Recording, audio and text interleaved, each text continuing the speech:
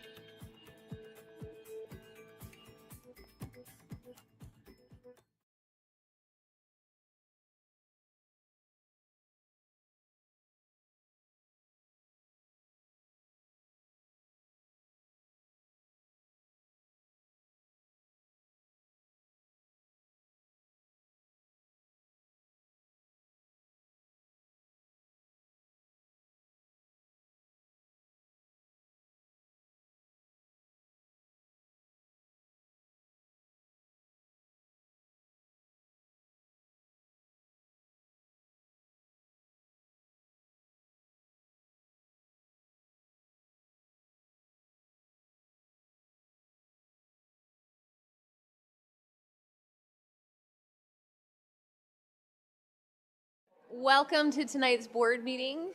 Go ahead and take your seats. I'm going to call this meeting to order at 6 p.m.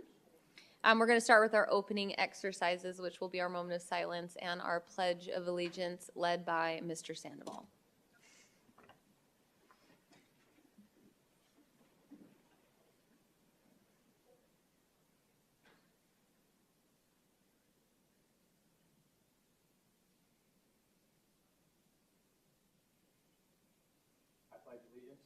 To the flag of the United States of America and to the republic for which it stands, one nation, under God, indivisible, with liberty and justice for all.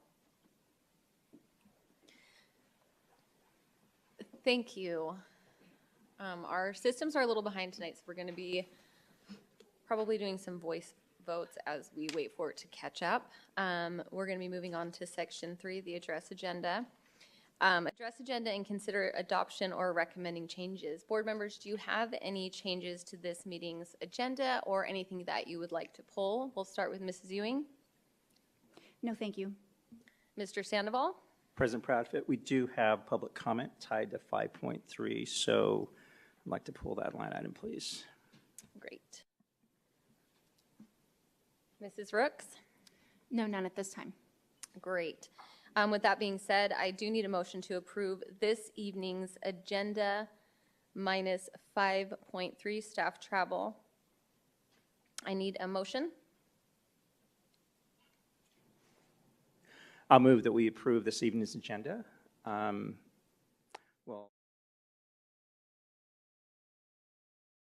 agenda.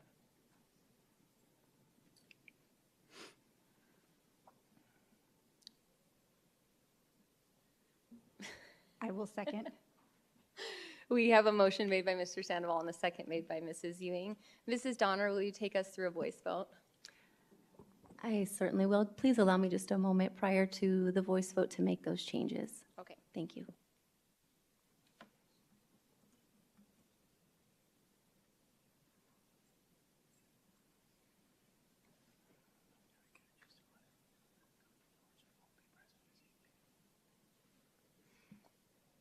Just so everyone knows, Dr. Sorensen will not be joining us this evening. He had a family event that he needed to tend to, so we will excuse him.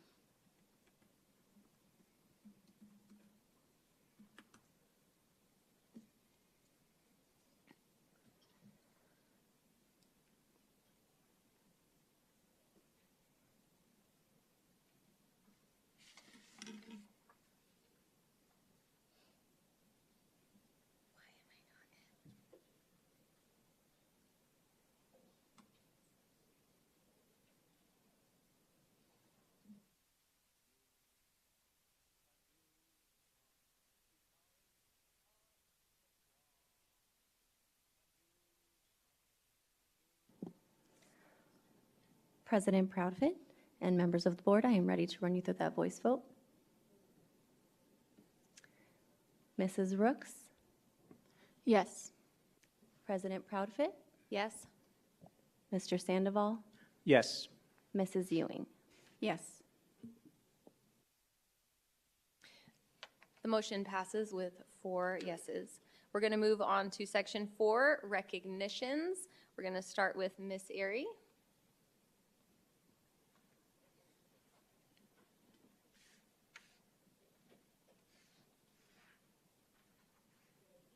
President Proudfit, members of the board, and guests that have joined us this evening.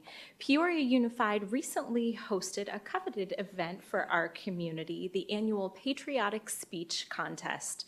This year, in fact, marked the 37th annual Patriotic Speech Contest, and we're so grateful for our students who participate, the staff members that certainly spend hours and hours supporting them and coaching them through the process, and our parents, who we know probably have heard those speeches over and over again, are offering their support at home as well.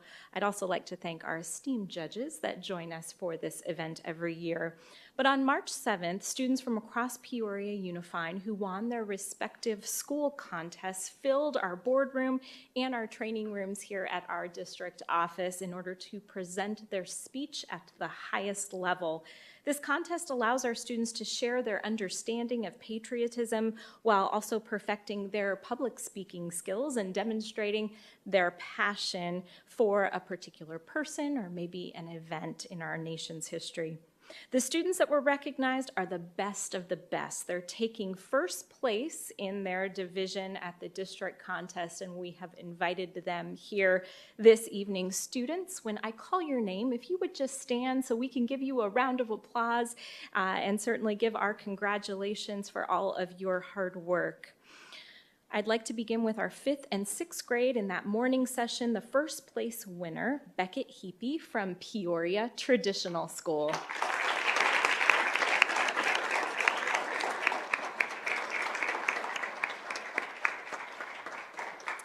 For our 5th and 6th grade in the afternoon session, the first place winner, Gracie Carey from Copperwood Elementary School.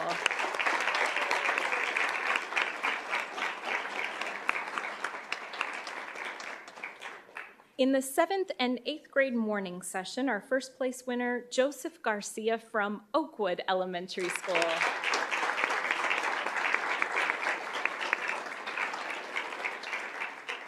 And in the 7th and 8th grade afternoon session, our first place winner, she was unable to join us today, but Jerisha Shaji from Marshall Ranch Elementary School.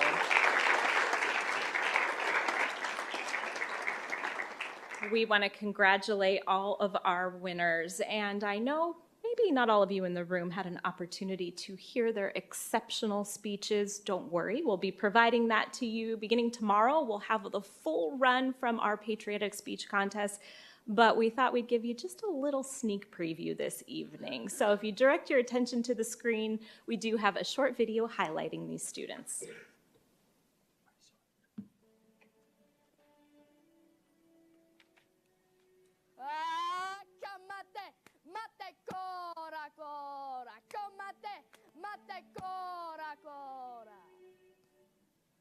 My name is Beckett Heapy, and at this point, you're probably wondering what on earth just happened. That was part of a haka. In New Zealand, where my dad is from, the haka is one of the biggest emblems of patriotism. People in New Zealand do the haka as a show of national strength, pride, and unity. For me, that's what patriotism is. You'd have to be pretty patriotic to be willing to do something like that in front of everyone. Am I right? Determination, perseverance, valor. These are all words that describe this beautiful country. These are inspirational words, patriotic words. These are words exemplified by the people of America. Even in its beginnings, the colonists fought hard for this country. They fought battles, protested, rioted, and then the thing they did that really created this country is they wrote the Declaration of Independence. The Declaration of Independence is the birth certificate of America. It is the document we made to say to the world, this is who we are. We are a new people, an independent people, and we will be controlled no longer. What could be more patriotic than that? What could be more patriotic than the beginnings of one's country?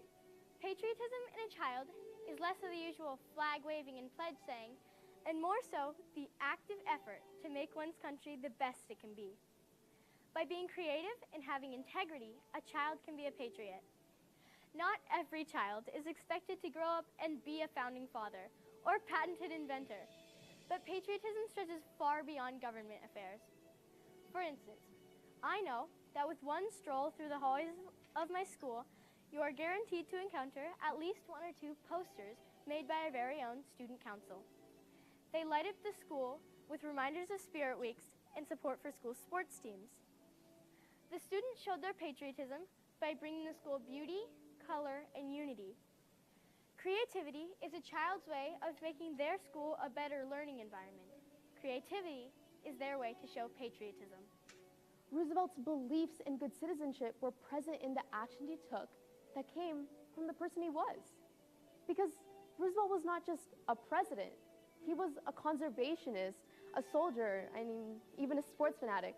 He loved American football so much, he assisted in rewriting the rules for it, and if that isn't the American dream, I don't know what is. But like Roosevelt, we may also have many roles. We are so many things, but at the end of the day, we're people. Patriotism, the love for one's country, must start with the love for the people in it. Our responsibilities are not just made up of our civic values, but our beliefs and ideals.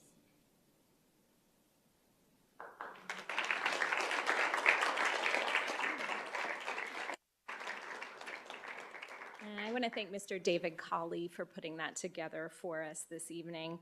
I'd also like to thank Academic Services and their team that organized and made sure that the event went off without a hitch this year. We certainly appreciate all the work that goes into putting together this event for our district. Many of the volunteers who served that day, as well as our judges, I'd like to once again thank them. And I know we had many board members that were able to be there that day as well. And we thank you for attending and for participating. We have some principals, I think, and staff members that have joined us tonight to support these students. If you're here in support of one of our students tonight, would you stand so we can give you a big round of applause? I know I saw Mr. Nitschke here from Peoria Traditional School. We're glad to have you and other staff members here. Thank you for your support. Finally, I know certainly our board members will have some words to share of congratulations for our students. So to the three of you that have joined us tonight, if you'd come up here to the podium and stand, I know I'll turn it over to President Proudfit to share some congratulations with you. Well, first of all, thank you so much for being willing to spend the time required to submit an essay. I know I have a daughter who submitted an essay, and those were hard topics. They really were topics that got you thinking about patriotism. Not a lot of people know this, but I'm a professional public speaker at your age, not even close. I am so impressed with your abilities at your age to get up and confidently speak and articulate yourself. It's absolutely incredible. I can only imagine where you guys are going to go from here. So thank you so much for being willing to step forward and do it, to go through the extra work, to not just make your speech one that could be graded and get a great grade, but to truly be exceptional and to articulate your feelings about our great nation. Mrs. Ewing? Congratulations. One of the things that I love about the Patriotic Speech Contest is it gives an opportunity for each of you to personalize. Each of you gave a slightly different, you drew upon your experiences and gave a slightly different speech, and I love how you all found something in your life that applies to each of those values that you picked out from the Constitution and all of those different vocabulary words. So, and this was, I saw you over at Peoria Traditional, so it was great to see you again, and I'm glad to see that you made it all the way through. But I'm really proud of all of you. I know your families are super proud, and I can't wait to see what the future holds for you. So, thank you. Congratulations again. Yeah, I'll echo what's already been said, but I just want to say thank you to the families, our teachers and staff, and you, our students, just for continuing to be great every day. You know, I say this often, but every time I, walk sites and classrooms, just very inspired by the work that continues to be had in those classrooms and the excellence, the level of excellence that comes out of those classrooms. The amount of really compassion that our students have for one another that has come through in some of these speeches and some of your speeches. So just continue to be you, who you are in your hearts and your minds and souls, and continue to be great. But just thank you for, again, being the best version of yourself every day. Mrs. Ricks? I think this is the best part of being a board member, is being able to hear you guys give your speeches at that patriotic speech contest and then being able to recognize you for your accomplishment, because that's a huge accomplishment what you guys did. It was amazing listening to your speeches, and just the part of you didn't even have the note cards. The fact that you had it nailed down, you were passionate about what you were talking about and what you were presenting on. And it was just awe-inspiring. And I feel like that is one of the best parts of being a board member, is being able to see what you guys are doing. So congratulations.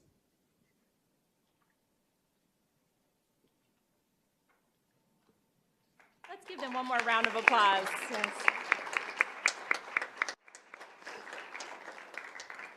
Thank you. We're going to be moving on to section 4.2, board comments. Board members, this is an opportunity to publicly recognize schools, groups, or individuals who have made contributions to the district.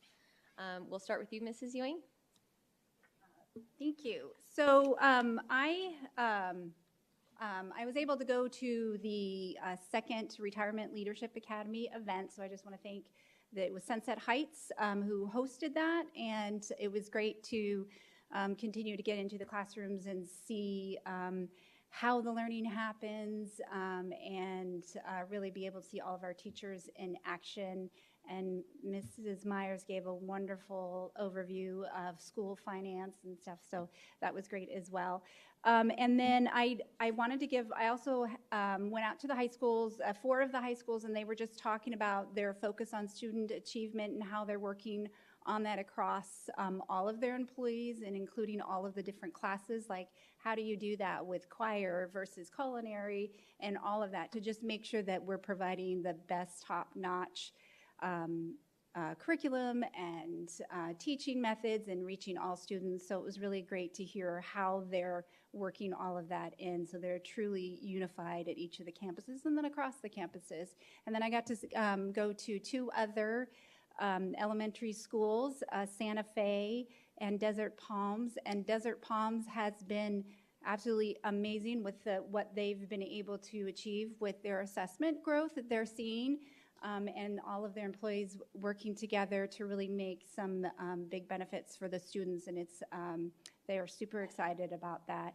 And at Santa Fe, they were telling me all about their absenteeism rates, on how those have been really improving, and all of the efforts they've been putting into that with their 8 leadership teams in place on various different things. So it was really great to hear about all of the different successes our schools are having, and I can't wait to get around to more to hear more about them. So thank you. Great. Thank you. Mr. Sandoval? Well, as we lead into spring break, I just want to recognize Peoria Unified as a whole. All of our teachers, staff, leadership, both here at the district office, but at the sites, all of our families, students, just wishing you an adventurous time, well-deserved time, really, to get some headspace and to be with family. It's, when we talk about all the activities that go on throughout our district and all the programs that we have, from water conservation out in the field, and watching the collaboration not only from that particular site, but from the district and other partners like the City of Peoria and University of Arizona, and what Peoria Unified does as a district to educate, grow, and develop well-rounded individuals in collaboration with those organizations, in collaboration with our families. I just want to say thank you. Enjoy your spring break, and we'll see you when you get back. Thank you. I did want to mention quickly, there's one other student who didn't do a speech at the Patriotic Speech Contest, but I think did a really impressive thing, and that was Carter Smith from Sunrise Mountain, and he actually came and sang the national anthem at the event, and I think that is a really special thing, so thank you to Carter for doing that. I wanted to also highlight this past week we were able to have the Peoria Education Foundation's annual visionary dinner, and wow, what a success that event was. And business partners, teachers, admin, people from all over the community coming to support Peoria Education Foundation, which provides scholarships for students in our district. We were able to raise $118,000 that night, which will go directly back to scholarships. So that was a very exciting night.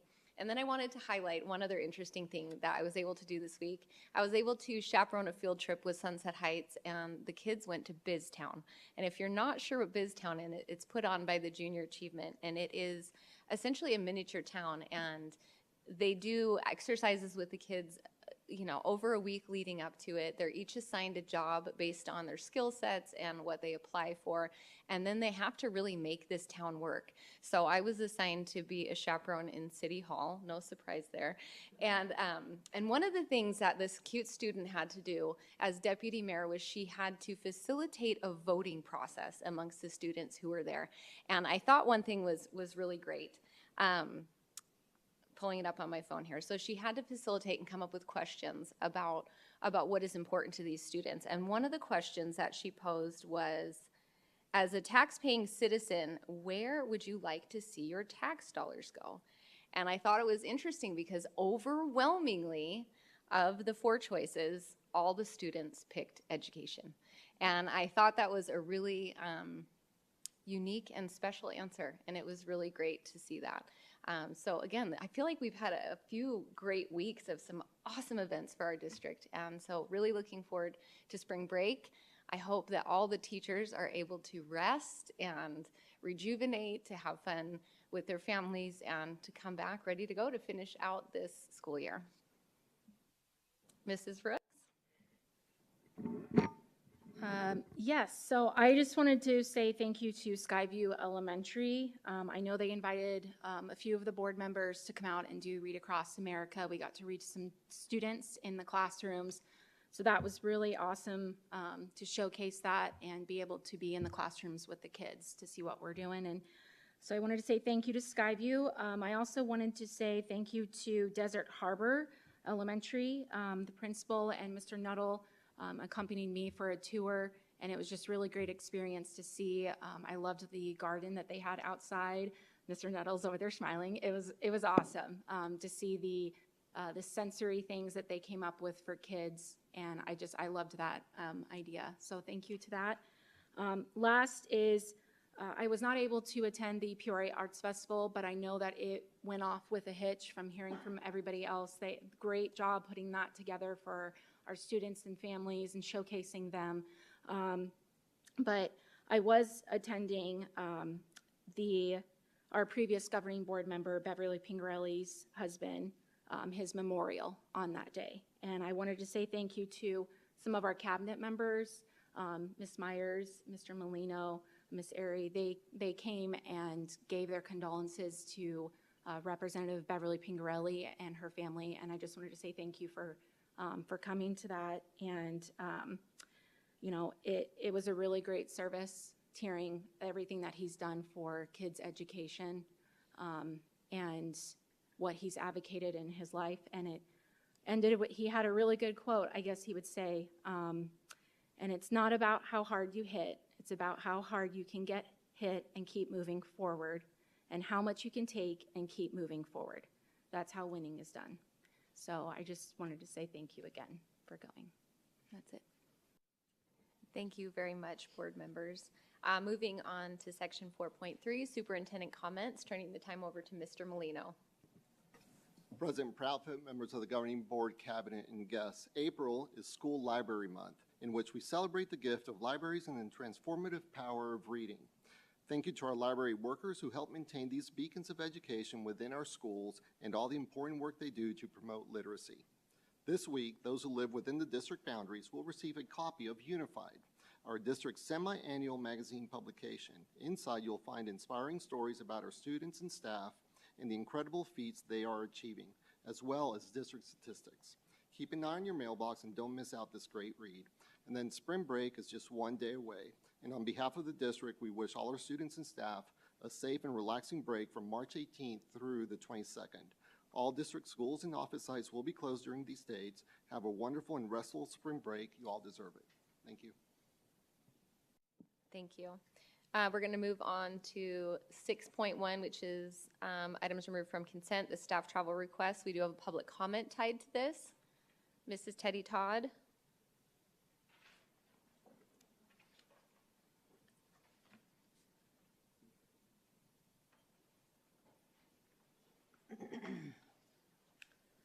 I see our patriotic speakers are leaving. This is fantastic. You were great. I saw this last year as they were practicing in classrooms, and it's absolutely amazing. Oh, but that's not what I'm supposed to be speaking on. Okay.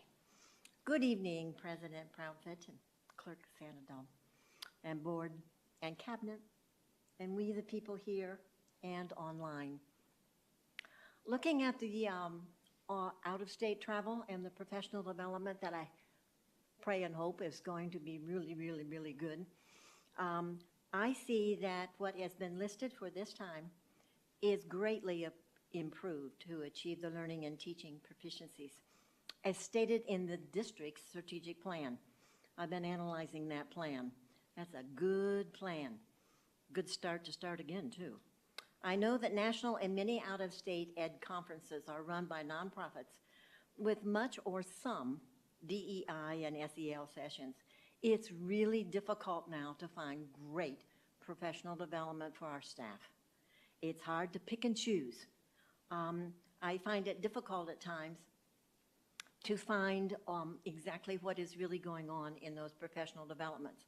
I would just hope and recommend that maybe one more sentence could be added to those paragraphs that would really give us the sessions or the strands that our people are going to be hearing, seeing, and bringing back to then teach to our staff here. It's a great way to bring in some more think tank, some more to really help us be creative in teaching our children. And I would like to also see the names of those who are going to be attending so I can figure out which groups are coming through. Is this working for head teachers, department heads, or academic coaches, or whomever is going to be attending these parts? Because it is a chunk of change. That is money that we are sending out, that we want that expertise to be brought back to our own peoples. I would like to see what the theme is from the keynote speakers of these different sessions so that we can really think transparent-wise what is being given to our teachers and our staff to bring back to help our students learn. Thank you. Thank you. And Mr. Molino, will you follow up with Ms. Todd, please? That being said, I need a motion to approve item 6.1, staff travel requests. I move that we approve 6.1, staff travel requests. I will second that. We have a motion made by Mr. Sandoval and a second made by Ms. Ewing. We should be good for regular voting.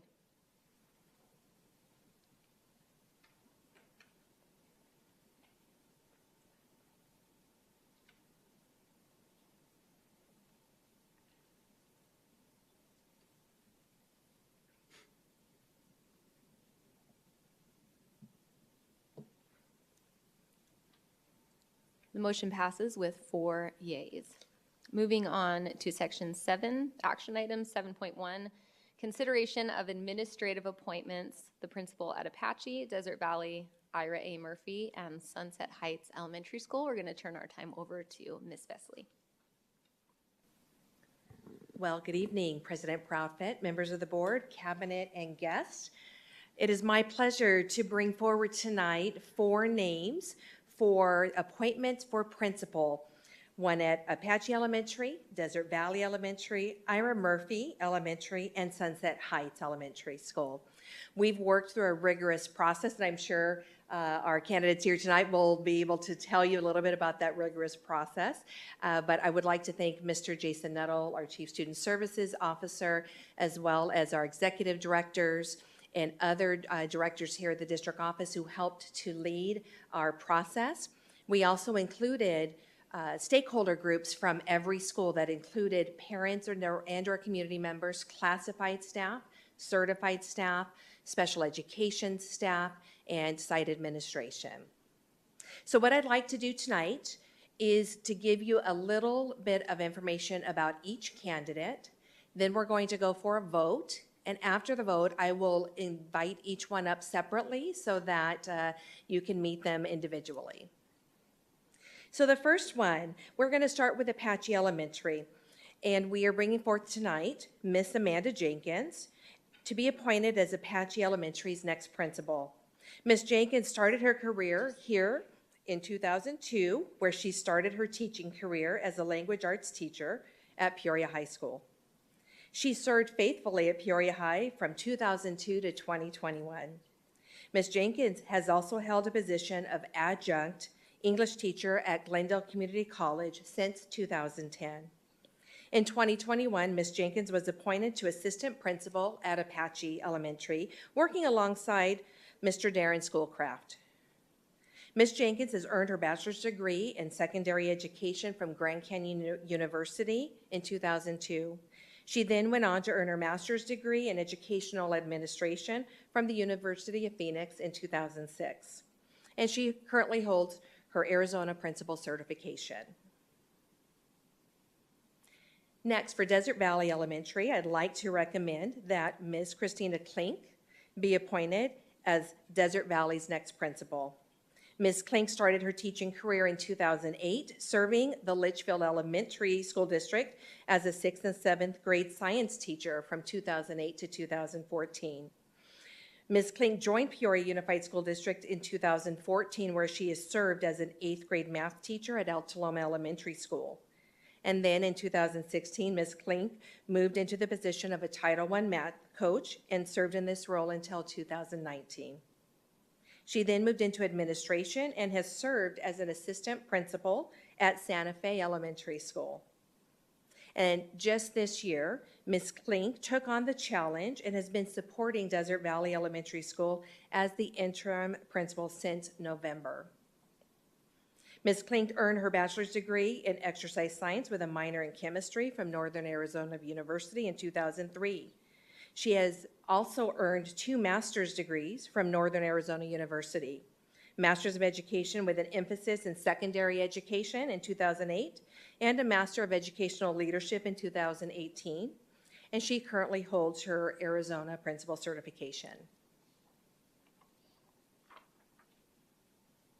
Next, it is recommended for Ira Murphy Elementary School that we would like to bring forth Ms. Regina Lewis as Ira Murphy's next principal.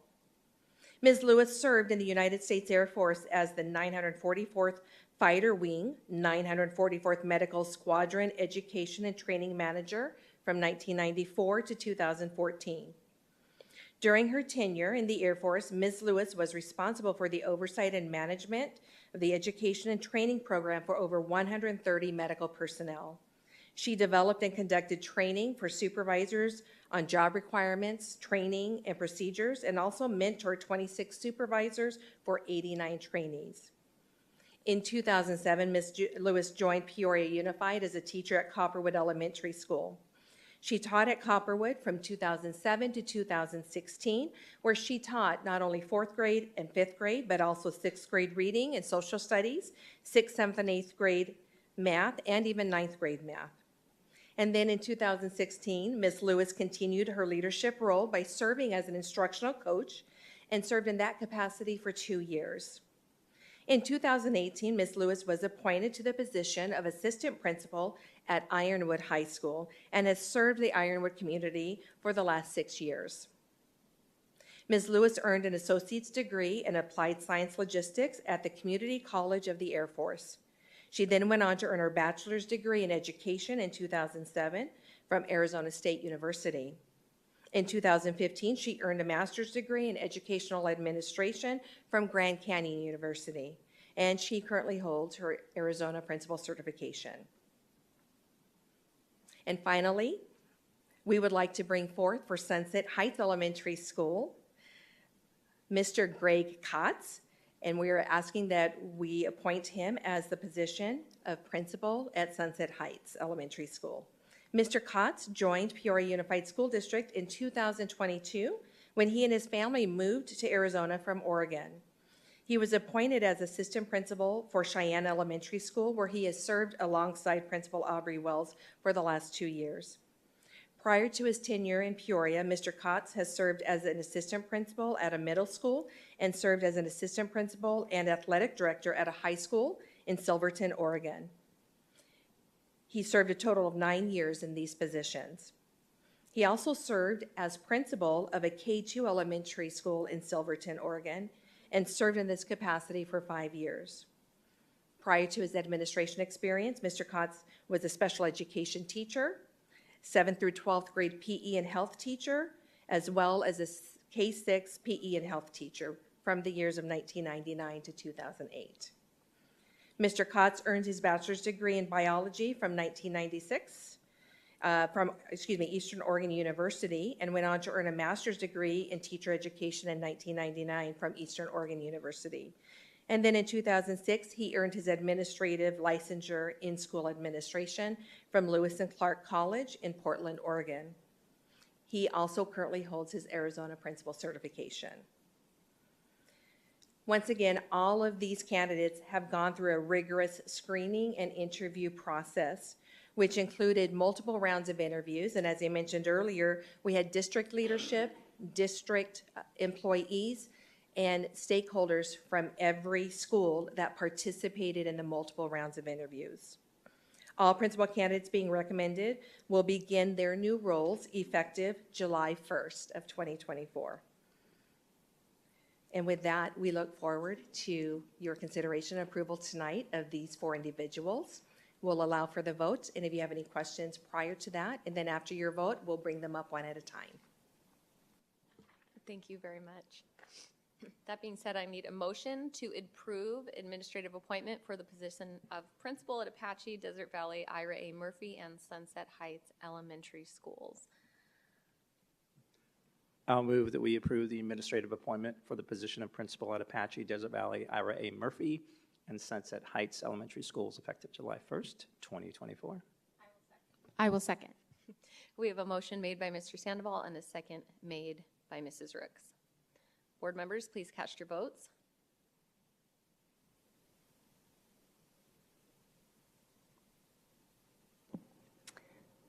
President Proudfit, I just need one moment to make those changes and I will open online voting. Thank you. Okay.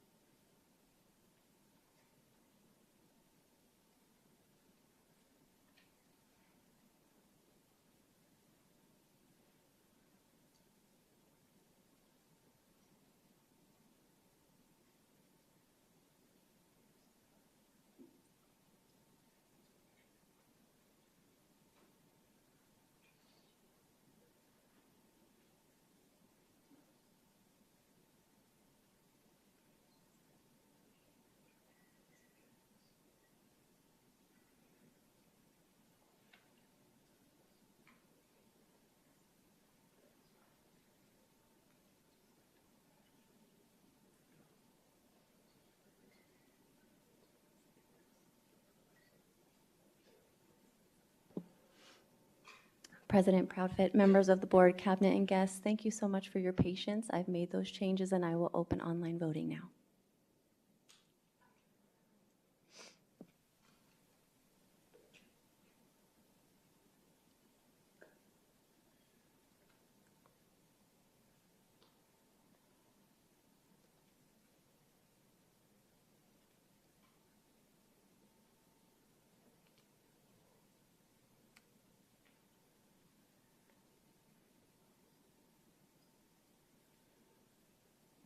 Motion passes with 4 yeas.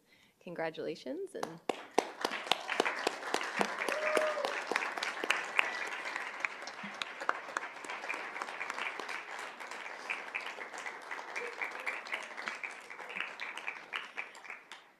Thank you, President Proudfit, members of the board. And now for introductions. I'd like to bring up first our incoming principal for Apache Elementary, Ms. Amanda Jenkins.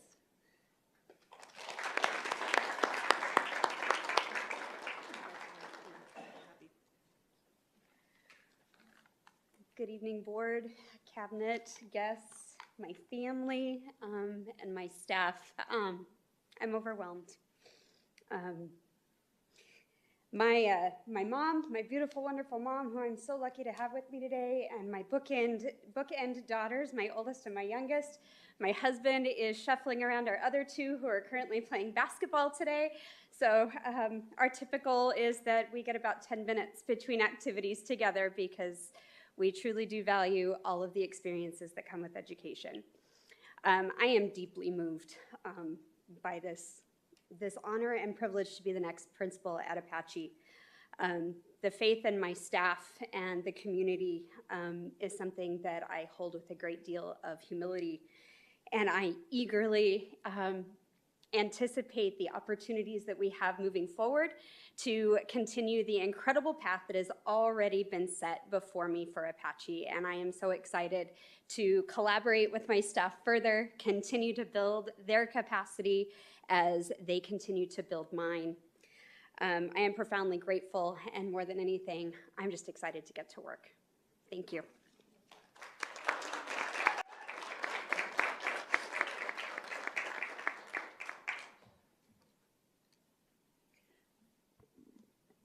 Thank you.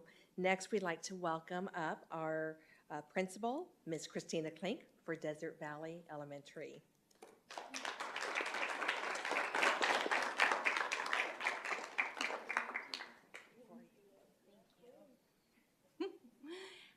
President Proudfit, members of the board, cabinet, and family, and my family and guests, I am also very overwhelmed and just tremendously excited to be given not only the opportunity to serve at Desert Valley Elementary, to continue in Peoria Unified.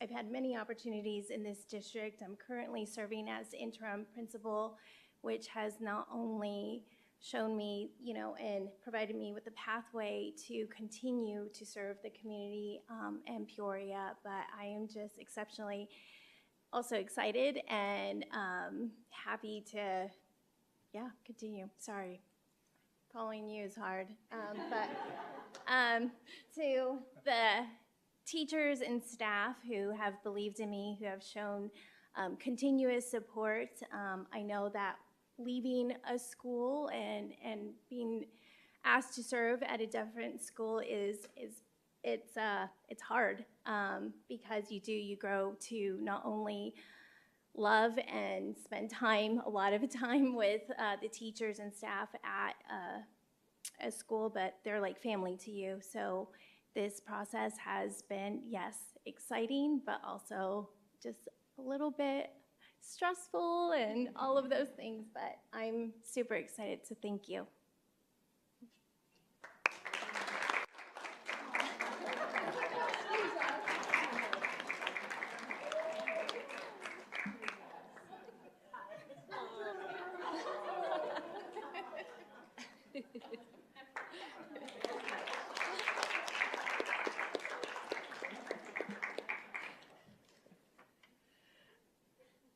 I'm amazed at the number of people that are showing up tonight. So our staff members and teachers at all of our schools, I want to personally thank you. I see so many of you here, and it means a lot to Human Resources and to Cabinet, and I'm sure to our governing board to also have you showing your support of these wonderful people. All right, next we're going to bring up incoming principal for Ira Murphy, Ms. Regina Lewis.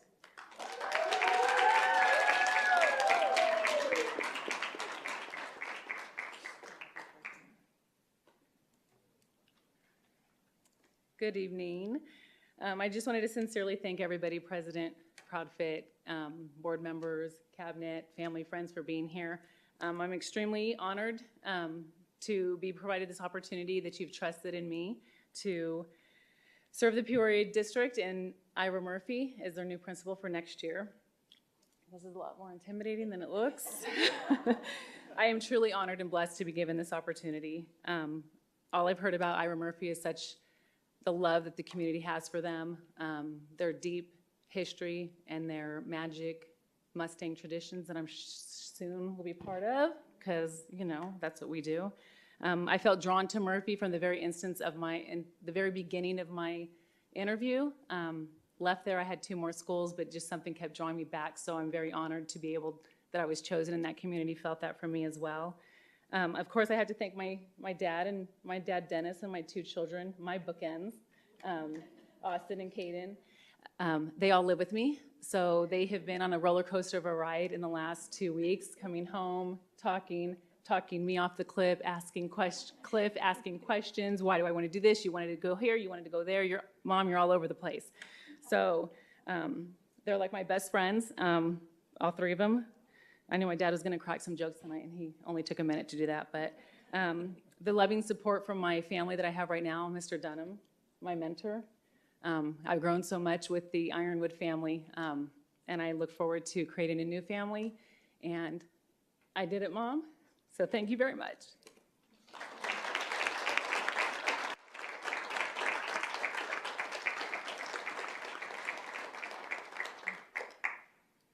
And last but not least, I'd like to bring forward our next principal for Sunset Heights Elementary, Mr. Greg Kotz.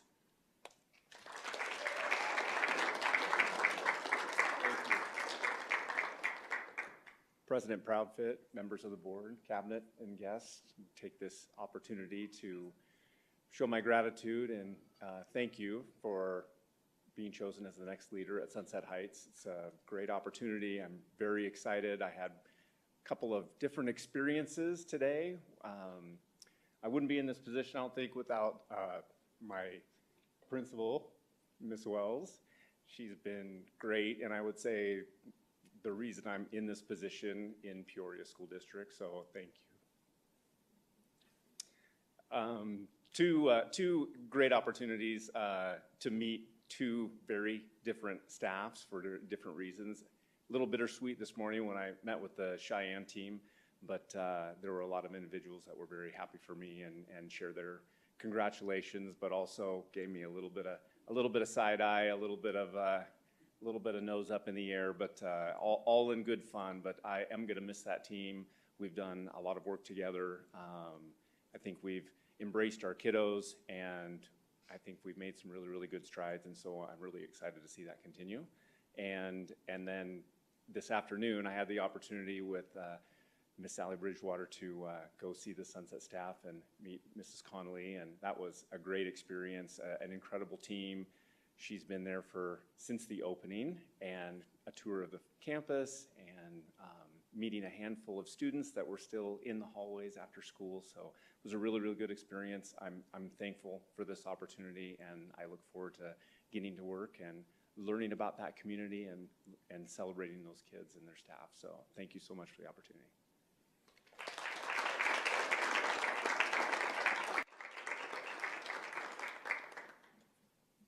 I just wanted to say really fast, congratulations. I think it's so special.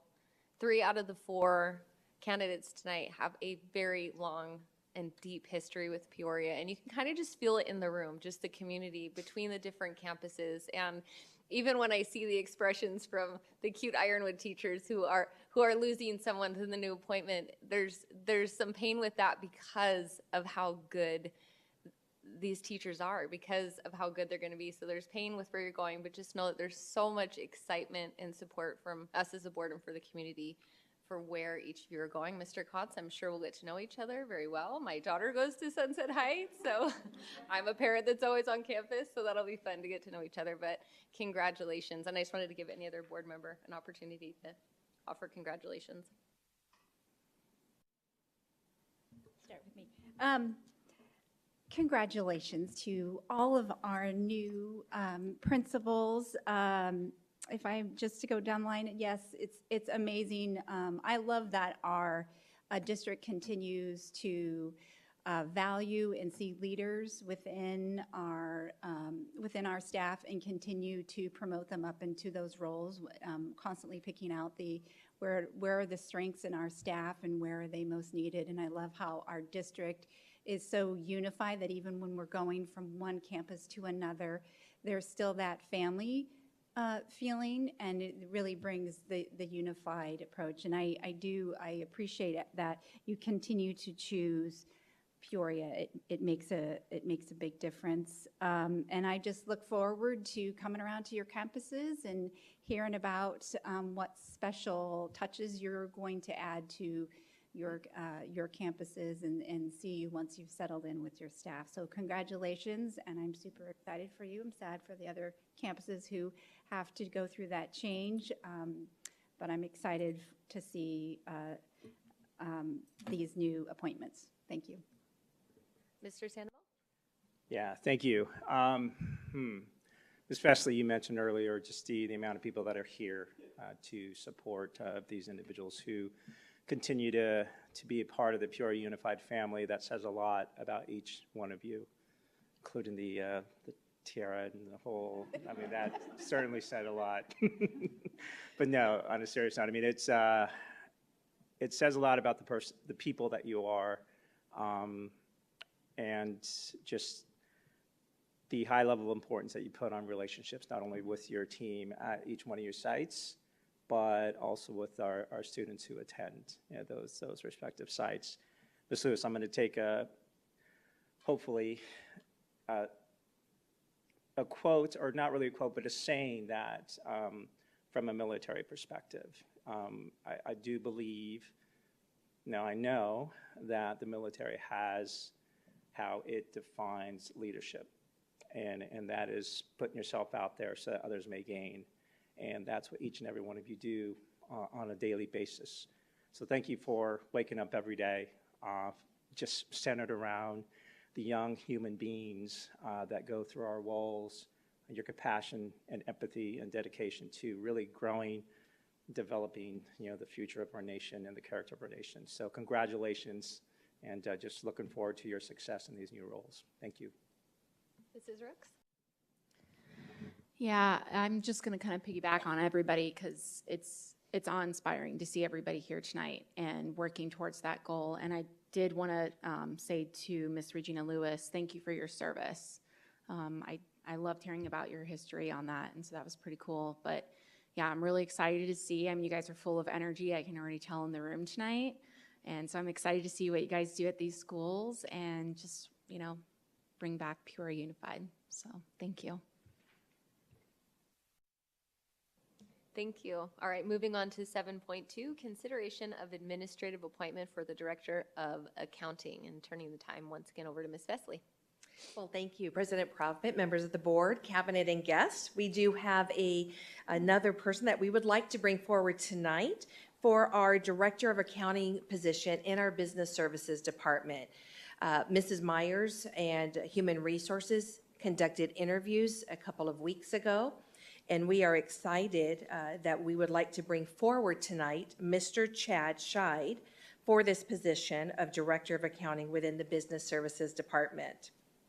Mr. Scheid comes to Peoria from the business industry and will bring a vast amount of knowledge and expertise where he has first served as an accounting manager for Blue Star Resort and Golf in Scottsdale.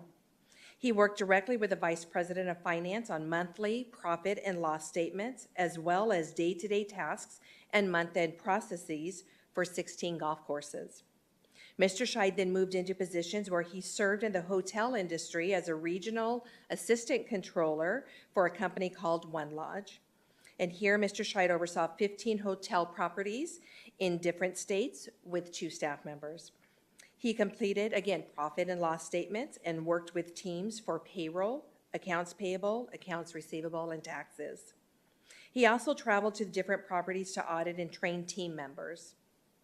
Now, for the last 3 years, Mr. Scheid has worked for Haviland Highgate Hotels as the Director of Finance. His duties included, again, payroll, accounts payable, accounts receivable, tax filing, and month-end processes. He worked closely with the general manager and other executive team members to follow revenue and expense flow and to generate profit and loss statements. Mr. Scheid earned his bachelor's degree in economics in 2014 from Arizona State University, our downtown Phoenix campus, and he also has completed a 6 Sigma Green Belt certified through Arizona State University.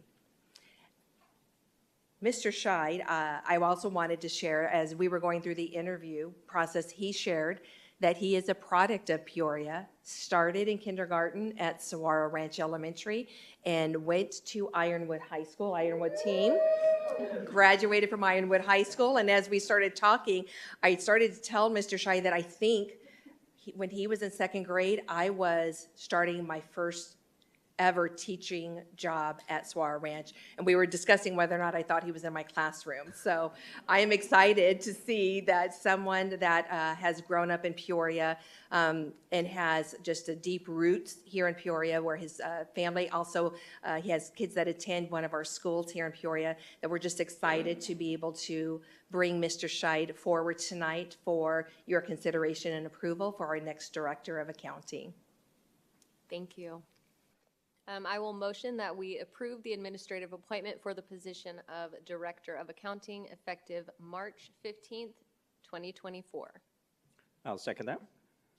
Ms. Donner, we have a motion made by myself and a second made by Mr. Sandoval. Board members, please cast your votes.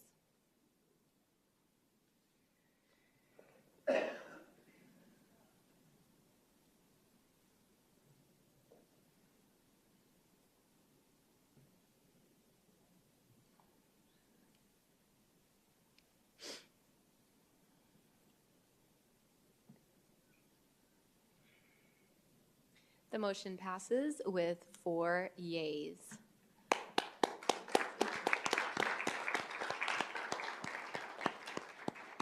President Profit, members of the board, you saw the date of March 15th, which is tomorrow. We are so excited that we have the opening so that we can bring Mr. Scheid in. If you remember, Mrs. Virgil, Linda Virgil, did receive the position of Executive Director for Business Services.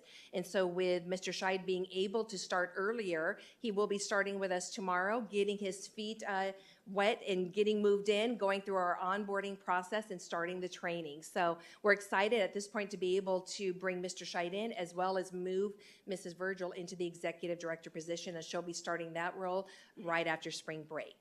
So with that, I would like to bring Mr. Scheid up. Thank you. Thank you, President Proudfit and members. Sorry, I'm not much on words. That's why I'm in accounting, right? But I want to be sitting here with the Ironwood Eagles team. Don't tell my son. But thank you again for the opportunity. I'm excited to get started in it and show what I can do. So thank you. Wonderful, thank you.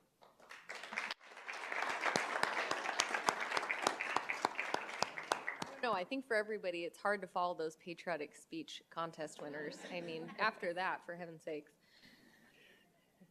All right, we are moving on to 7.3, consideration and possible adoption of bond refunding resolution for all matters related to the sale and issuance of refunding bonds to the district. We're going to turn the time over to Ms. Myers.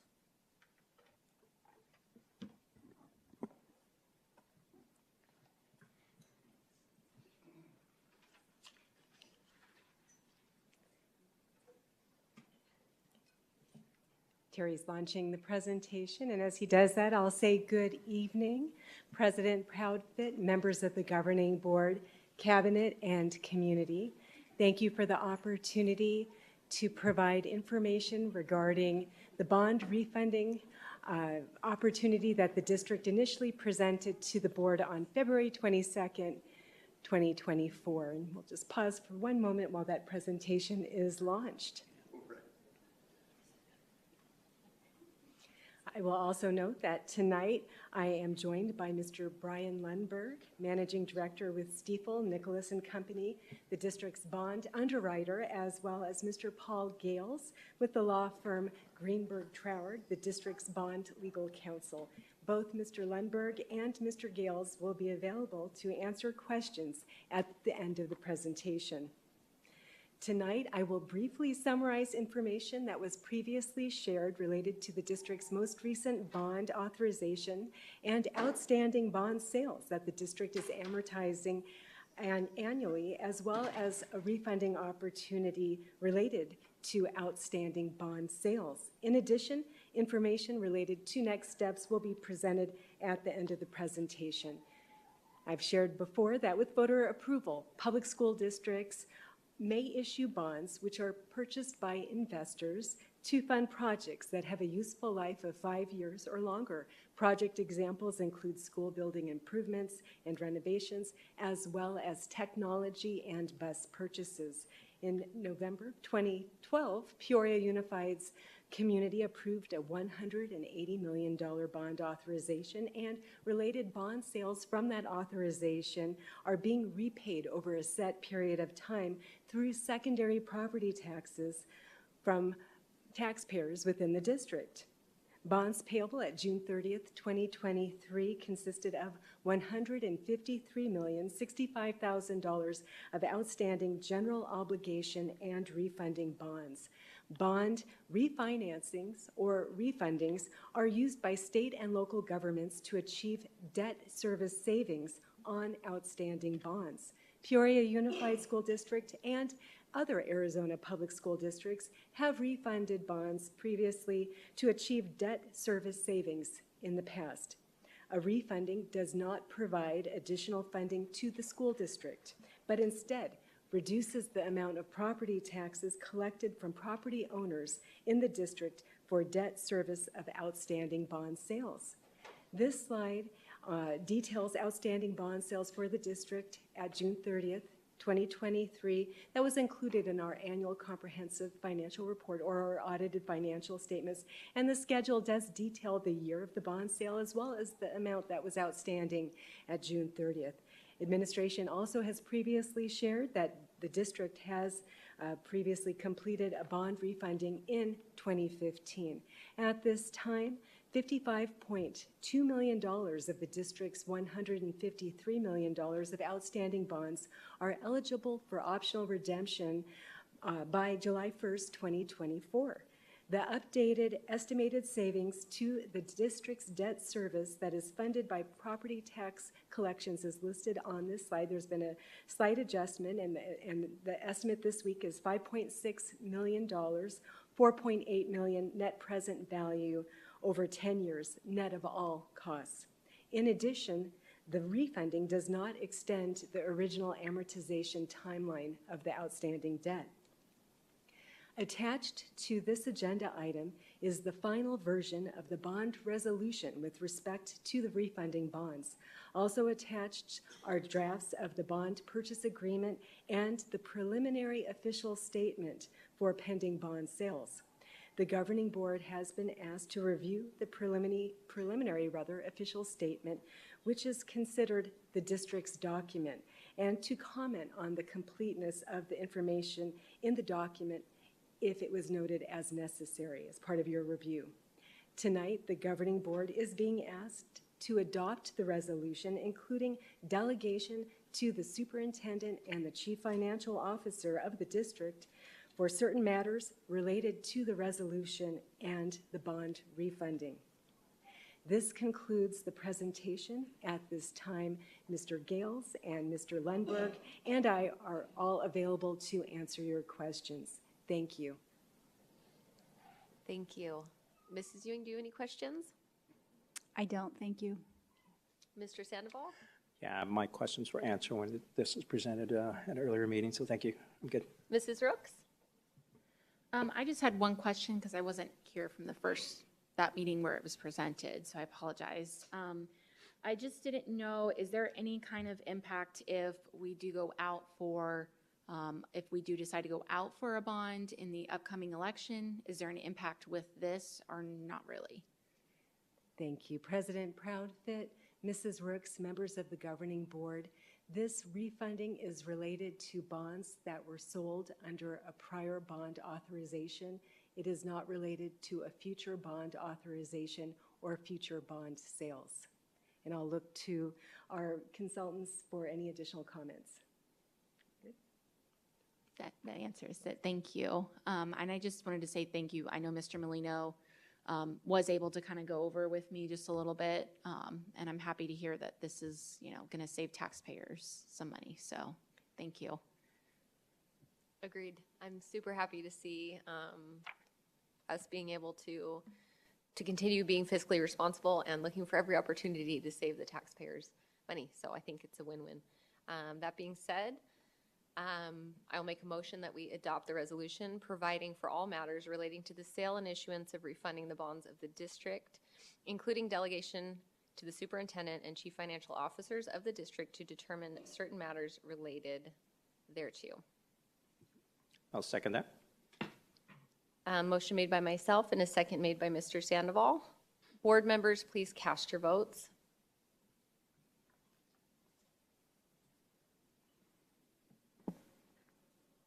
President Proudfit, I apologize. Can you please reread that motion wording for me? Sure. To adopt the resolution providing for all matters relating to the sale and issuance of refunding bonds of the district, including delegation to the superintendent and chief financial officer of the district to determine certain matters relating thereto. Thank you so much. May you also, if you don't mind, repeat who made the motion and who made the second, please? I made the motion and it was seconded by Mr. Sandoval. Thank you so much.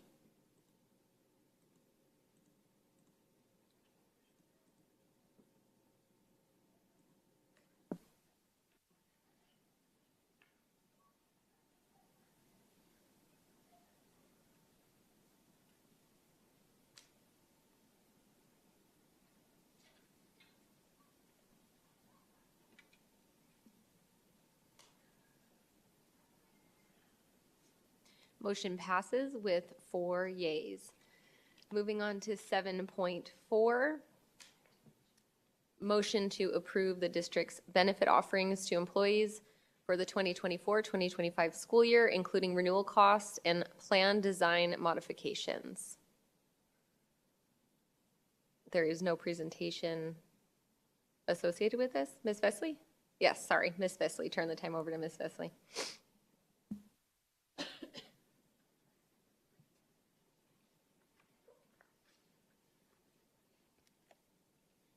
Good evening, President Proudfit, members of the board. Tonight, we are bringing forward our annual benefit renewal and recommendations for you.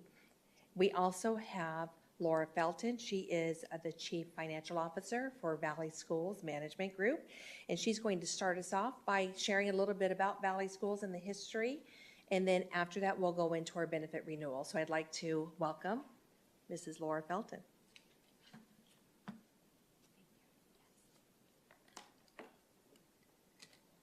Good evening, President Proudfit, governing board members, cabinet, and the Peoria community. Thank you for this opportunity to review some of our information related to our relationship regarding your benefits and insurance. Tonight, we're going to talk about the history of both Valley Schools and Peoria's relationship with Valley Schools. We'll go into some detail about each one of the groups and some unique features. We'll talk about self-insurance considerations, and they'll have an opportunity to answer any questions you may have. In 1988, the Paradise Valley, Peoria Unified, and Deer Valley School Districts came together and formed the Valley Schools Insurance Trust to provide property and liability insurance. At that point in time, rates were skyrocketing across the state, and so this tried to solve that problem and help out the budgets. A couple of years later, in 1995, everything was going well, so they decided to expand the services and create the Valley Schools Workers' Comp Pool. That went well, so they decided to add on the Valley Schools Employees Benefit Trust in 2005 to provide health insurance and other employee benefits. At that point in time, they did expand it beyond the initial 3 districts, and we'll talk about that in a little bit more detail. At the same time, the Valley Schools Management Group was formed, and what they do is manage the day-to-day operations for those 3 groups. Those are authorized in statute by Arizona Revised Statutes 11.952 and 11.952.01. Valley Schools groups, all of the groups are separate legal entities. We are not part of your affiliated school groups, but we came into relationship through an IGA. That IGA was approved under Arizona Revised Statutes 11.952.01. In 2017, actually July 1st, we formed as a incorporated nonprofit organization. Your governing board actually approved that relationship on June 8th of 2017. The Valley Schools Management Group does have a governing board, as do all of the groups. 3 of those positions on the governing board are filled by the chief financial officers of those founding 3 school districts. Your board on, July 1st, 2018, did appoint Ms. Michelle Meyer as your representative on that board. Annual contributions come into each of the groups from your school district. You can see those dollar amounts. We'll talk a little bit more about the financials, but one of the unique things is that you do have a net position or fund balance, which each one of those groups, and you do continue to be positive for each one of those, so that's great. We'll go through those, each individual group's financials as we talk about those different groups. Let's talk a little bit about self-funding. There are some attributes to self-funding. I want to make sure that you understand that's a little bit different than going out and just buying an insurance policy. So the employer, so Peoria, is responsible for paying all claims and costs. That's what the Valley Schools Management Group does on your behalf. But what it does allow you is to control and tailor what the benefits look like and what kind of coverage you have for the different areas. Employers do retain some portion of the risk, and what we do is we actually go out and we seek insurance policies to help mitigate those risks. And so you can see the different areas and the different dollar values. You retain risk below those dollar amounts. Above those dollar amounts, that's where the insurance policy would come into play. Okay, so let's talk about our first group. As a reminder, this is the longest running group. It's the Valley Schools Insurance Group. When we incorporated in 2017, that's when they changed their name for the Valley Schools Insurance Trust. Membership in that is just the 3 founding districts. We cover property damages, mostly that's vehicles and buildings, as well as liability. And liability can be general lawsuit liability, but also covers liability that is associated with automobile incidents. That's a large part of that. In addition to actually covering claims costs, there are some additional services we do provide. You can see the list there. Some of the biggest ones we do are providing safety training to your employees, claims management, and we do inspect facilities that tend to be high risk. Here are the financials for the Valley Schools Insurance Group. When I present these financials, they are all as of June 30th of 2023. They are audited by an outside audit firm and are submitted to the Arizona Department of Insurance, filed with the Arizona Department of Insurance. So we do account for funds separately for each one of our members, and that is what we call Peoria, is a member of our organization. So in 2023, you had contributions of about $3.75 million. We talked about those insurance policies we had that protected you from risk. Those cost about $2 million. We look at ongoing operational expenses, about $1.8 million, with the largest portion of that being for paying of claims. And you can see 3 different claims lines. We break it out by different types of claims, about $1.4 million. So you started out the year with about $7.8 million. Pretty much broke even. There was a slight negative reduction in net position, ending the year with $7.7 million.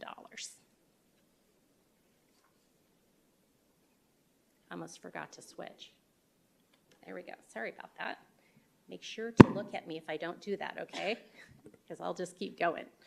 Next up, the second form group that we have was where we moved into workers' compensation. So it's the Valley Schools Workers' Compensation Group.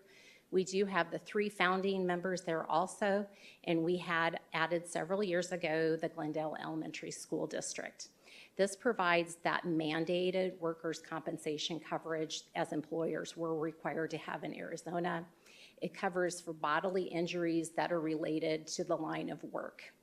In addition to processing claims, we do some loss prevention and safety training. Those are those fun trainings you do at the school district about blood-borne pathogens and stuff like that. So,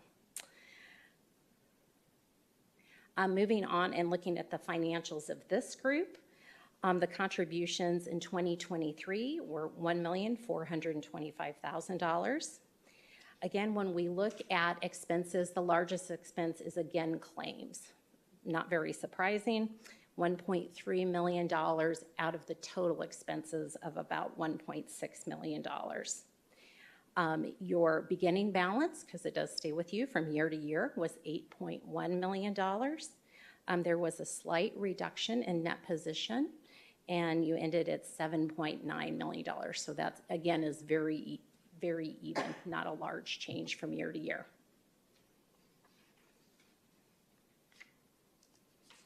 Moving on to this Valley Schools Employees Benefit Group. This is a group that does have many more members and expanded beyond that original scope. It provides medical and dental coverage along with other employee benefits. And so the reason this is so successful is that we just have scale. We have 41,000 employees that participate in this, 51,000 lives. So we're able to get some efficiency on cost on this. With this, members only pay their own expenses. And so how we do that is we account for it separately. You've seen that with the other groups. We continue that with this particular group. And I believe what you're going to be doing this evening is approving your annual benefits and rates. Am I correct? Yes, ma'am. Oh, I'm sorry. Other side. So that's the opportunity that the board has in that particular group of approving what happens on a daily basis. The VSEBG does cover governmental entities. We have 30 of them currently. 27 of them are school districts, but we also have 5 municipalities, so we can have other governmental types in our group. And so here's some examples you can see under the second bullet of the types of benefits we have. It's any kind of employee benefit we can cover, so we do include, people tend to think medical and dental, but we do vision, short-term disability, life insurance, things like that. We do provide additional services on top of that. There's network and claims administration. Training is a huge one on that. We will train just district staff on state and federal law compliance. And one of the favorites here is we do provide the Wells Styles Wellness Program. So when we talk about that, each member can have their own definition of what their medical plan looks like. Some of the most common things that we see people looking at is what do the copays look like, what's the out-of-pocket maximums. There are federal statutes we have to follow with those, so we help you and guide you through those, what type of plans you have, PPOs, HMOs, those kinds of things. One of the unique things we want to just point out is any funds that remain unspent at the end of the year go and stay with your own district. We account for them separately. We hold those funds, but they don't go to become profit for a health insurance company. At the end of the year, you do have that net position. There is some flexibility in how you can fund future years. So we typically work with Mrs. Myers on that in making sure that the plan is solvent and sustainable for many years. It's a little bit longer financial statement on this. So the contributions for the year were just over $31 million, just under $31 million. The largest one, again, on this one is paid claims of $25 million. That's medical and dental claims you see in there. And you can see all the additional lines there, and those are the different kind of products and services that we provide for your employees. You started the year with $21.9 million. Had a slight decrease of $600,000, which doesn't sound so slight, but it's compared to $31 million. So when you look at it as a percent, ending the year with 21.3 million.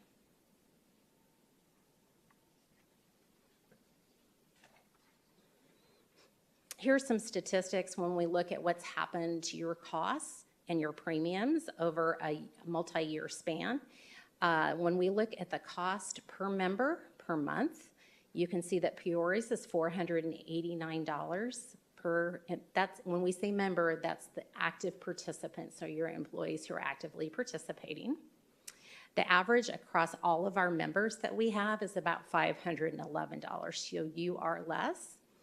And then you can see what the look back is over the 6 years. So over those years, the average increase has been about 6% per year. And premiums itself have increased when they look at this year and last year about 4.5%. So it's about 4.4 for 25. It was just about 5% in 24.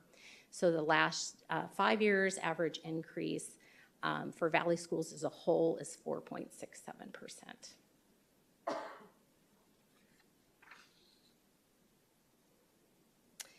We were going to talk a little bit about some self-insurance considerations. We want to talk about those specifically with the medical benefits. And so we really look to self-insurance with health care benefits as an effort to try to lower cost and make sure that as much money can stay with your school district in your classrooms.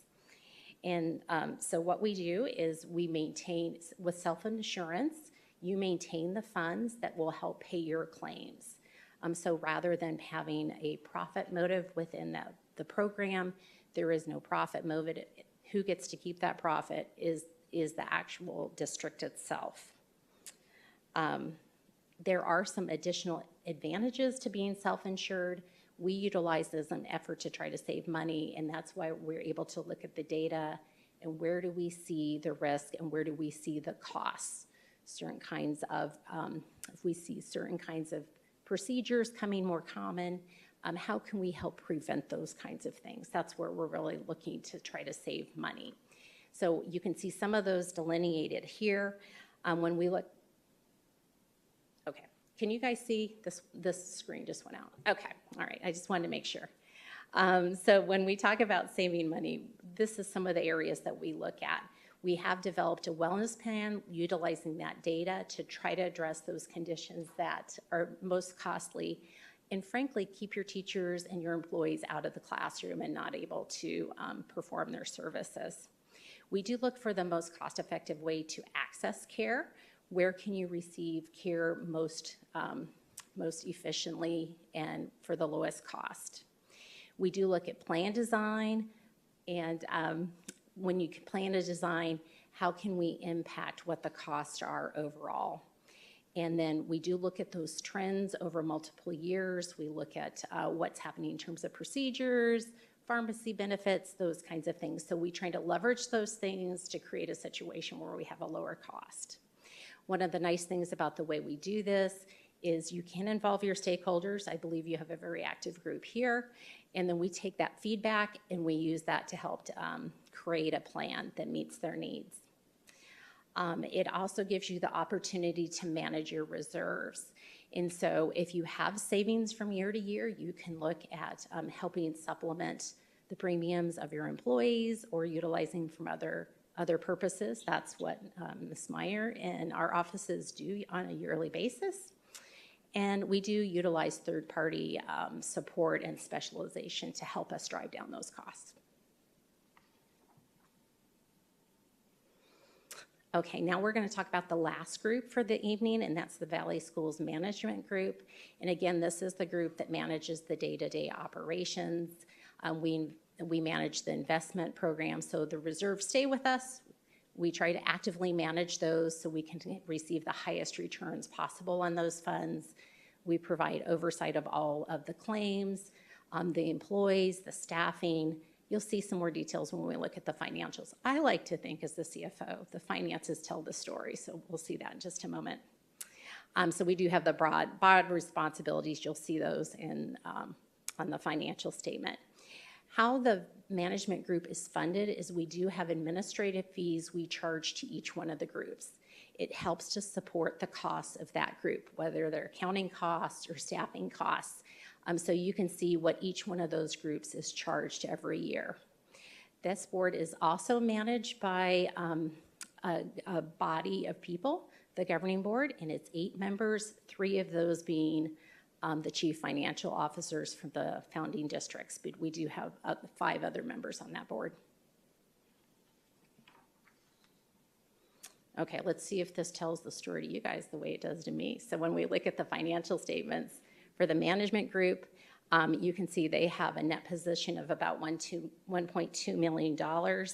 When we look to the right at the longer statement, the statement of revenues, expenses, and changes in net position, you can see those management fees that we charge to each group, the $7.8 million.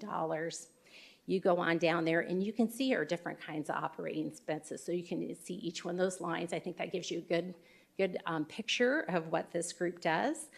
So our operating expenditures last year were about $7.8 million. This fund was also very close to being break even. We started the year with almost $1.2 million and ended the year with just over $1.2 million. So that concludes my presentations.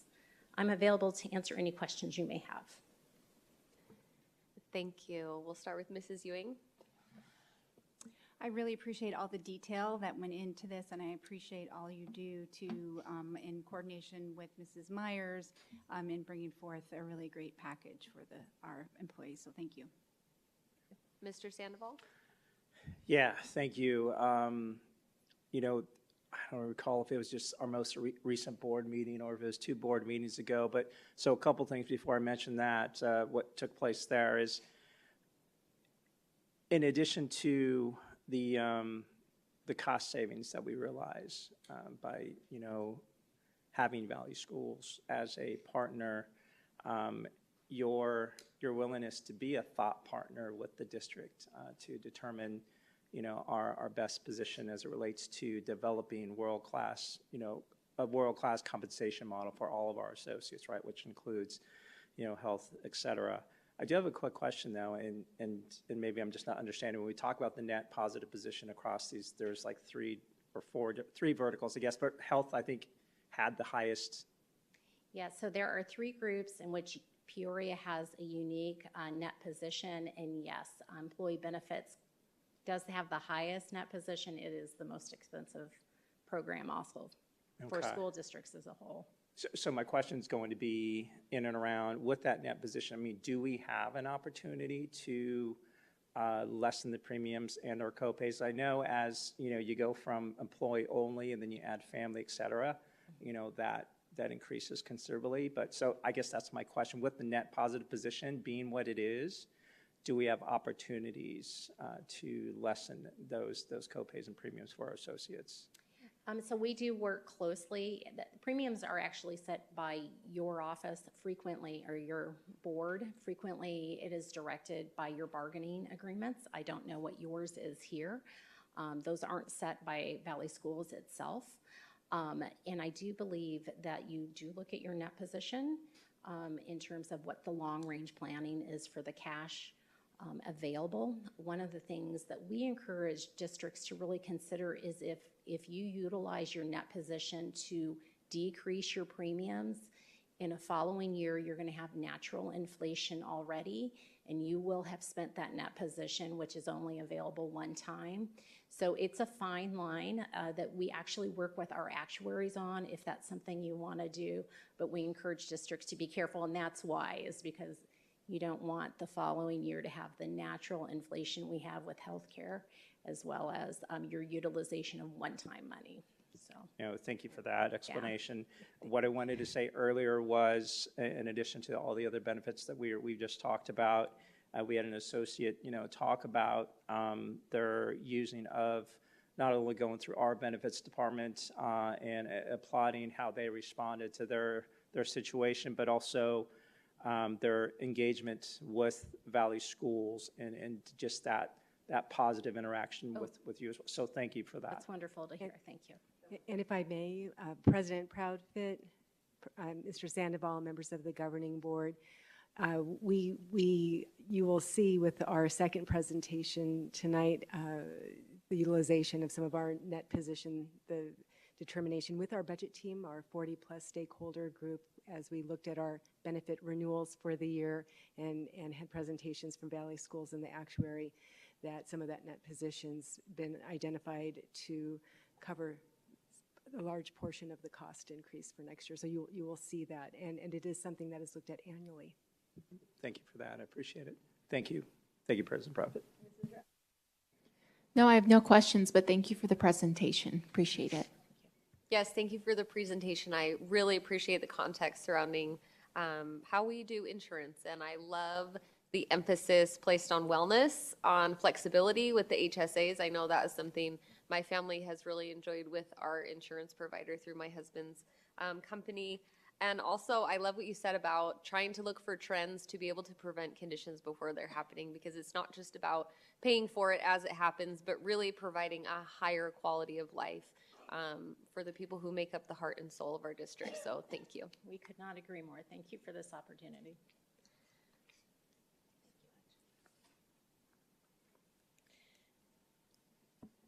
Again, I want to thank Mrs. Felton for being here tonight and helping to share a little bit about Valley Schools with you. We're going to go next into our 2024-2025 employee benefit, our recommendations, and our renewals. And I'd first like to also introduce Mrs. Christy Davis, who is sitting over here. She is our benefits and compensation manager, so she works very closely within our human resources department and with all of our employees that might have any kind of insurance, medical, dental needs that may come through. Even workman's comp comes through our benefits department. So Mrs. Davis is here also to answer any questions as we go through this next presentation.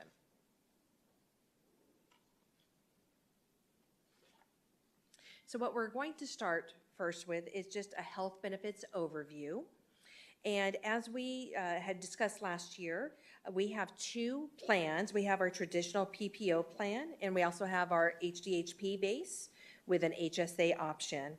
And you'll see what our co-payments look like for our traditional PPO plan. $20 co-payments. You'll see a $750 employee-only deductible, $1,500 family deductible. You'll see the max $5,000 and employee only at $10,000, and family is $10,000. And then our HSA option, you'll see the $3,000 for employee only, $6,000 embedded family. You'll see the max of $4,500 for the employee and a max of $9,000. Also, we have a health savings account with about $1,000 that the district contributes to the HSA plans for our employees, and a wellness option of $775. So this is exactly what we had last year as well.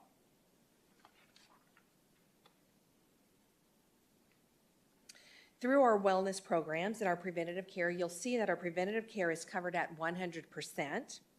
We also have virtual visits available for all of our employees that have our medical benefits. You'll see that it'll cover things like fevers, rash, colds. It's very, I think, well sought after from many of our employees that might need that quick trip that they may not have the time to go to the doctor, but our virtual visits are very popular with our employees. We also have, through United Healthcare, our employee assistance program. It is available 24/7. We often allow the opportunity for employees when they're struggling, or they may come in and meet with myself or someone in human resources, or even someone in benefits where there's just some kind of a struggle, whether it's a family struggle, medical needs that they may have, that we always ensure that our principals know, our site administrators and district administrators know that we have this employee assistance program that is free. It is covered under our plan. They can have 3 face-to-face visits with a clinician. They can speak with a nurse, a counselor. There's legal and or financial opportunities for them to work through.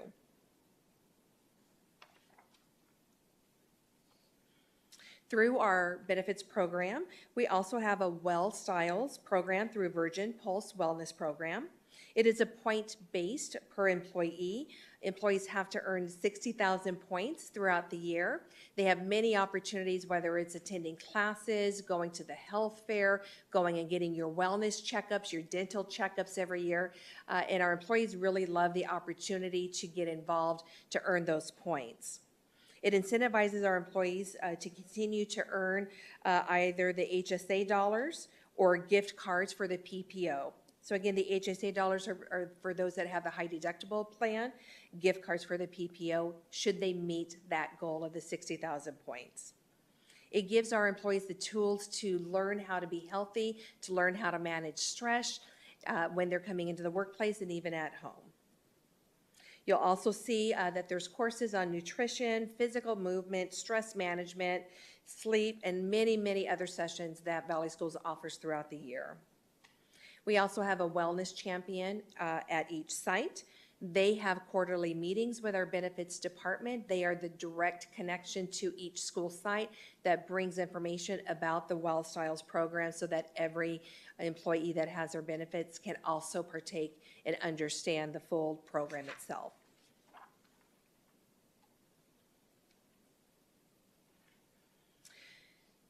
For dental programs, we have 2 options that are available. We have the Delta Dental PPO Premier with the Checkup Plus.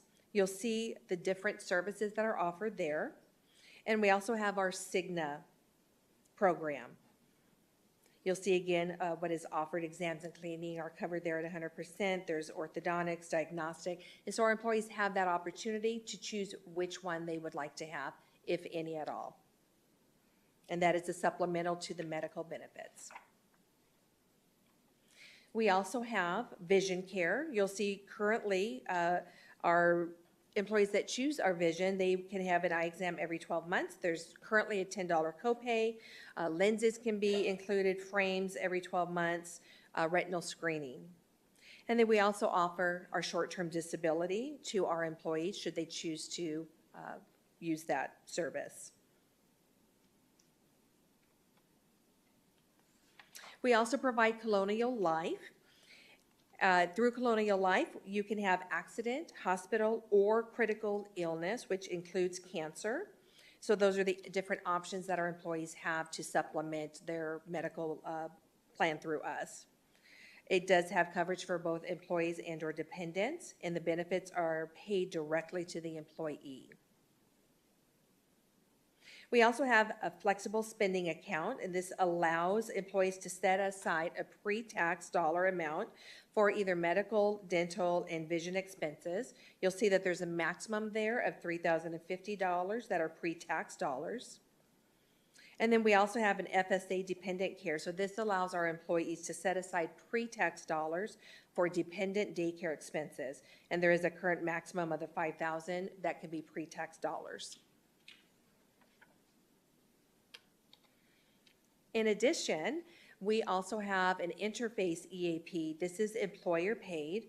This is for employees that are not currently on our medical plan, but also those that are on our medical plan may also use this.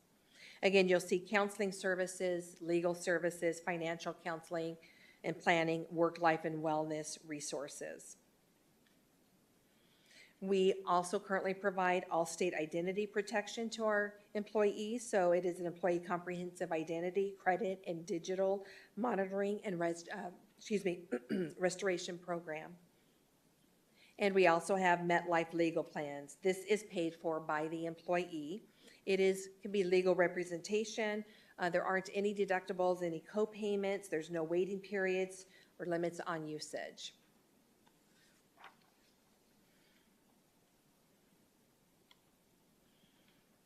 And our benefits continues with our life insurance. We do have a basic life and AD&D employer paid for our employees. That's for accidental death and dismemberment. You'll see that Peoria Unified provides all eligible employees with basic life and accidental death and dismemberment policy. It is at one time your base salary up to $75,000. They also have the opportunity to have optional life and accidental death and dismemberment should they choose to have that as an addition.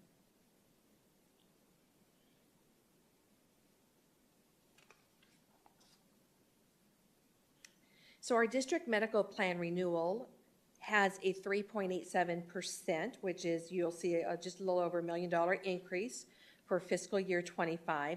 This was due to the claims increases for fiscal 24, and our prior year increase was 4.98%. So we're seeing a bit of a saving of about $300,000 in our claims. And again, those claims could be ranging from an accident, it could be someone that has severe medical needs or long-term care plan that will see those claims kind of coming, ebbing and flowing from year to year.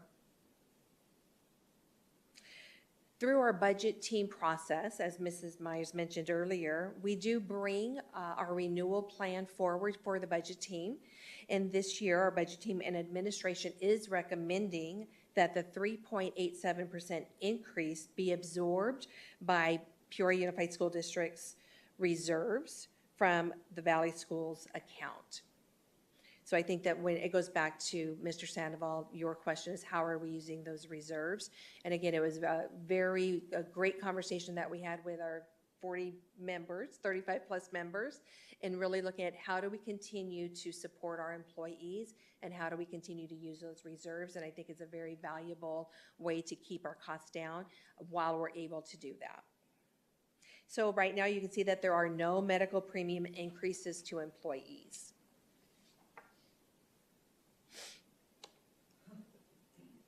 So for our plan design recommendations, and again, these have all been provided for our budget team. We have reviewed all of this with the budget team. So we are going to see an increase in our high deductible from $3,000 to $3,200 for employee-only coverage and $6,000 to $6,400. Do we need to take just a minute? Okay. For our dependent coverage due to IRS required inflation adjustment changes. So again, the IRS is dictating right now for us what this increase is.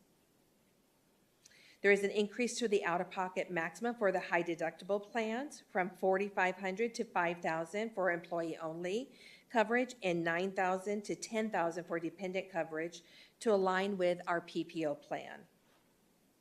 So both plans would have now the same out-of-pocket cost and maximums. And in the past, they were a little different. You'll see here our note is that the HDAP has not been changed since 2013-2014 school year. So we are making that slight adjustment so that they are both equal and employees can continue to choose which plan works best for them. We also have an increase in our maximum contribution allowed amounts through the HSA accounts from $3,850 to $4,150 for single and $7,750 to $8,300 for family. This is maximum amount allowed to be placed in the HSA account from both the district and the employee combined. These contributions can be pre or post-taxed. And again, this is where the IRS is allowing this increase It allows the employee to put more pre-tax dollars away. So this, again, is an IRS increase that we are able to bring forward. And finally, the increase on our flexible spending account. Again, these are pre-tax dollars that can go from $3,050 to $3,200 per IRS changes. So again, bullet 1, 3, and 4 are all IRS driven. And then the second bullet is through our budgeting process. So here is our benefits at a glance. This is our PPO plan. You'll see for the employee only in the top line our total premium. Again, these are monthly premiums. You'll see the cost, that is our Peoria cost of $657.16. You'll see the increase to Peoria at $31.73. Peoria pays 87%. You'll see the employee cost. You'll see the increase to the employee all the way down is 0, and the employee's percentage is 13%. You'll see employee and children, employee and spouse, family, and dual family. And again, I think it's important to note that the increase to the employee, if you look at that next to the last column, is 0. Peoria continues to take on any of those additional costs, and you'll see the increase to Peoria in the third column from the left. Here's our high deductible plan. Again, you'll see the employee only cost, and you'll see the total premium. You'll see Peoria's cost. You'll see the increase to Peoria at $21.51. Peoria is paying 100%. The employee cost is 0, and the total employee percent is 0. Then you'll see employee and children, our employee and spouse, our family, and dual family. Again, I think it's important to note that there is 0% increase to our employees this year, and I think it's amazing that we're able to do that. There are many districts that are not in that position and continue to pass on some of those costs to the employees. Again, our budget team felt it was very important in our time that we look to say, how do we use any of our net positions? And you'll see directly here tonight that we've done so.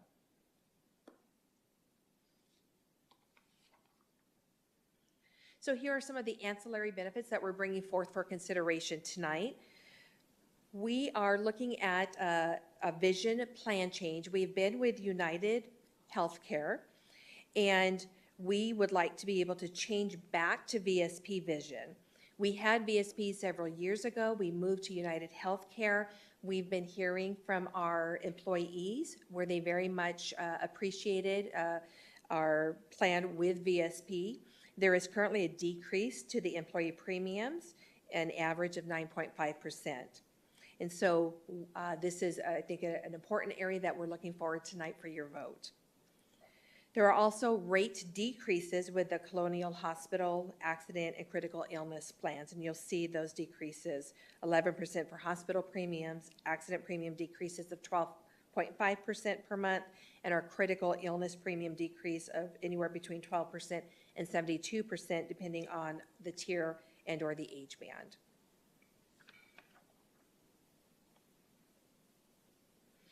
There are currently no rate increases on any of these additional supplemental offerings that you see before: Delta Dental, short-term disability, our Flex FSA, dependent care, our Interface EAP, MetLife Legal, and Sun Life. Again, no rate increases.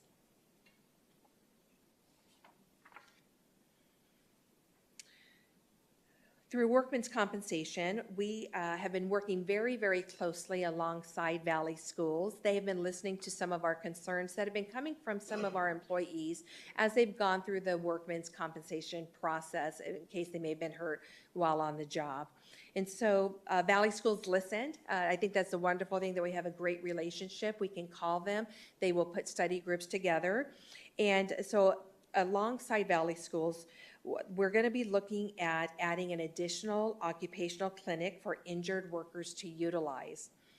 Currently, we are using NextCare for occupational injuries, and effective April 1st, Valley Schools is entering into a partnership with Honor Health, And they're going to be adding the listing of occupational clinics. There are currently 3 dedicated clinics, and Honor Health is working to bring on 11 additional clinics as they build out their program. I think the 3 right now are very closely located. There's one on 67th and Happy Valley. There's another one on 35th Avenue in Happy Valley, and there's one over off of 7th Street that could be for other districts as well as people that might be in our district. We do look forward as we continue to build the partnership through Valley Schools and Honor Health, that these are the 3 that are dedicated because they have, as they're starting their training and moving into the occupational area, that these are the ones that have the most staffing, the additional training for how do we handle cases and workman's comp injury. They also have dedicated x-rays there and just that additional support. So as we continue to build that partnership, they do plan on adding additional supports throughout hopefully 11 other additional areas as we've discussed. Their specialized care will continue to be referred out to the appropriate specialists. So you, again, any orthopedic or physical therapy that our employees might need, that would be, again, looked through for each individual person.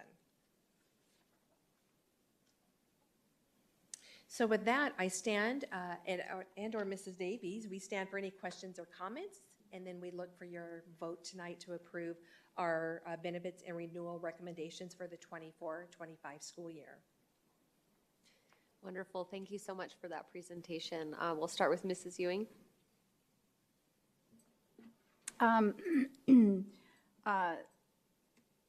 I think that the benefits that we're providing are some really great packages for all of our employees and for their families.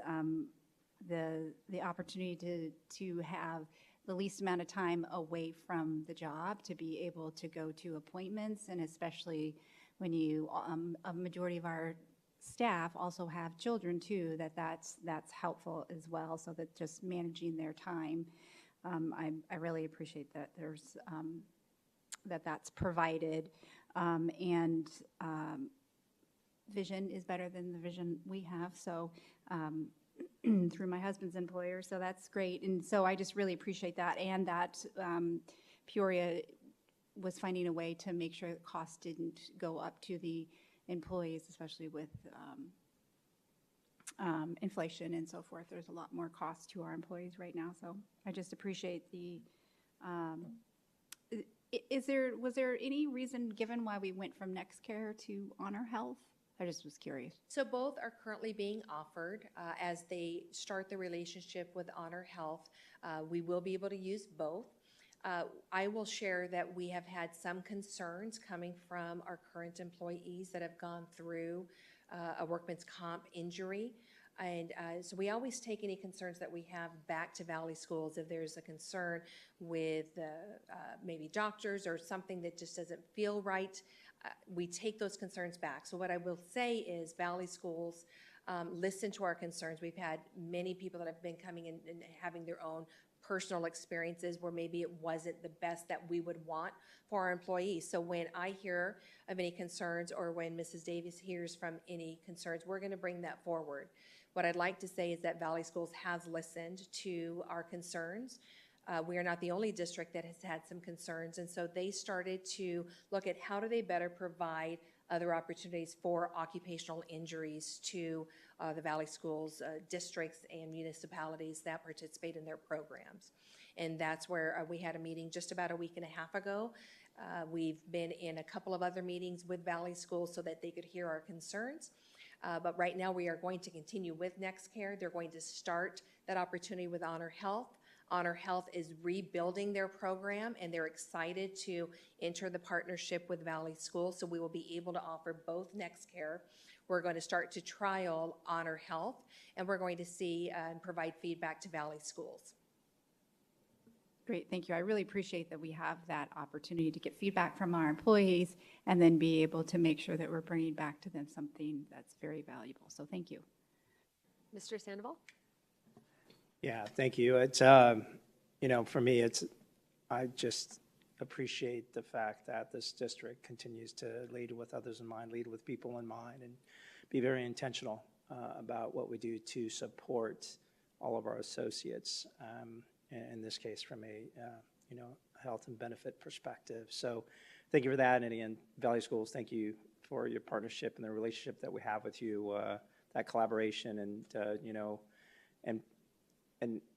that collaboration that is centered around people, again, is right. So thank you. Thank you. Absolutely, thank you. Mrs. Rooks? No, I don't have any questions, but thank you, Ms. Vesley, and thank you for the presentation as well. I just want to say I'm super impressed with the scope of what we offer, the flexibility of it. I know in our family we have very complex medical insurance needs with a child with autism. I had cancer, all these different things, and I just love the flexibility the HSAs, the FSAs provided, and I kind of feel like we're being able to participate in something that is new and that is up and coming with how we do insurance that truly serves the people, like Mr. Sandoval was saying. One thing that I just wanted, it just popped into my head is any part of how we do insurance engaged in a mentoring situation with our MET program. I think that could be a really cool partnership, and having Valley Schools maybe be able to present how we do insurance could be something as we train up the next generation of medical providers coming out of Peoria. I think that could be a really exciting collaboration. So again, thank you so much. Thank you for that feedback. I will make a motion to approve the district's benefit offerings to employees for the 2024-2025 school year, including renewal costs and plan design modifications. I'll second that. Ms. Donner, there is a motion made by myself and a second made by Mr. Sandoval. Board members, please cast your votes.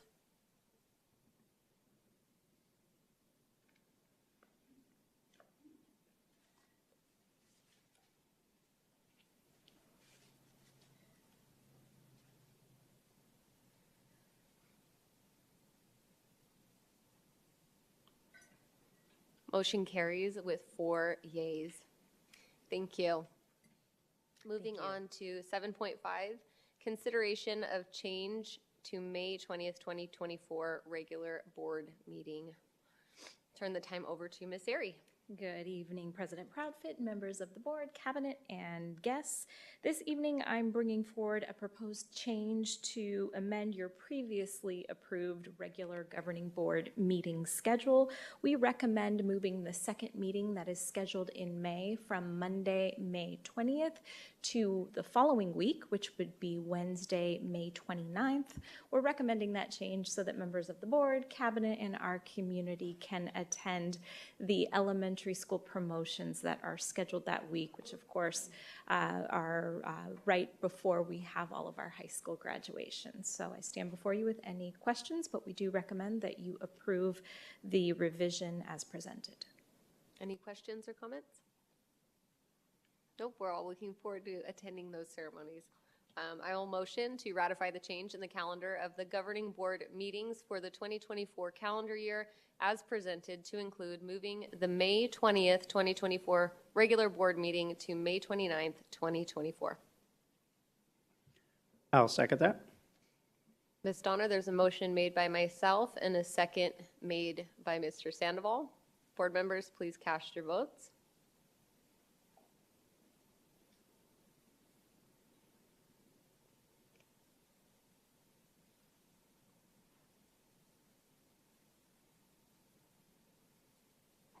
Motion passes with 4 yeas. President Proudfit, sorry, point of order. I just wanted to make sure, I've been noticing on our items that we've been voting on, we have 0 not present at vote.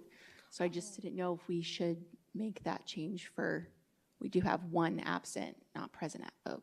So, thank you for catching that, Mrs. Okay. Rooks. Okay, moving on to 7.6. Consideration and possible approval of settlement agreement and release of claims as made in the state of Arizona by and between Larry L. Kimball and the Peoria Unified School District. Turn the time over to Ms. Vesley. I do not have any additional information for you at this time. Thank you. Is there any questions, comments? Okay, I will make a motion to approve the settlement agreement and release of claims as made in the state of Arizona by ad between Larry L. Kimball and Peoria Unified School District. I will second.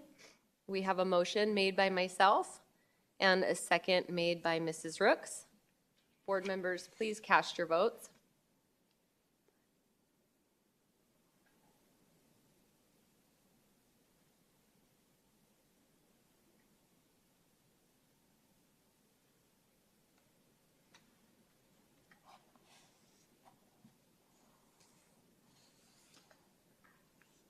Motion passes with 4 yeas. Moving on to Section 8 discussion items, we don't have any, so we will move on to public comment. We have 2 public comments this evening. Let's start first with Miss Laura Tepezon. And just a reminder, speakers and audience are to refrain from abusive or profane remarks, disruptive outbursts, applause, protests, or other conduct which disrupts or interferes with the orderly conduct of the business of the meeting. Personal attacks on board members, staff, or members of the public are not allowed. It's inappropriate to utilize a public hearing, the public comment section, or any other agenda items for the purpose of making political speeches. Engaging in such conduct and failing to cease upon my request will be grounds for ending a speaker's time at the podium or for the removal of any disruptive person from the meeting. Turn the time over to Ms. Tepezon. Good evening, and I've changed my agenda for tonight. Since spring is in the air, I would like to wish you happy spring break to the dedicated team of Peoria Unified School District. You play a crucial role in shaping the education and future of our children. From teachers to principals to social workers and SROs alike to cabinet and board members,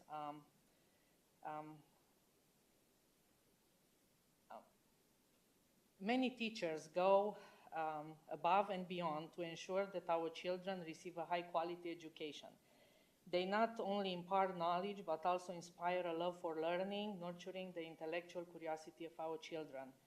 The teachers in Peoria District create a supportive and inclusive classroom environment where all the students feel encouraged. Actually, they are encouraged to reach their full potential.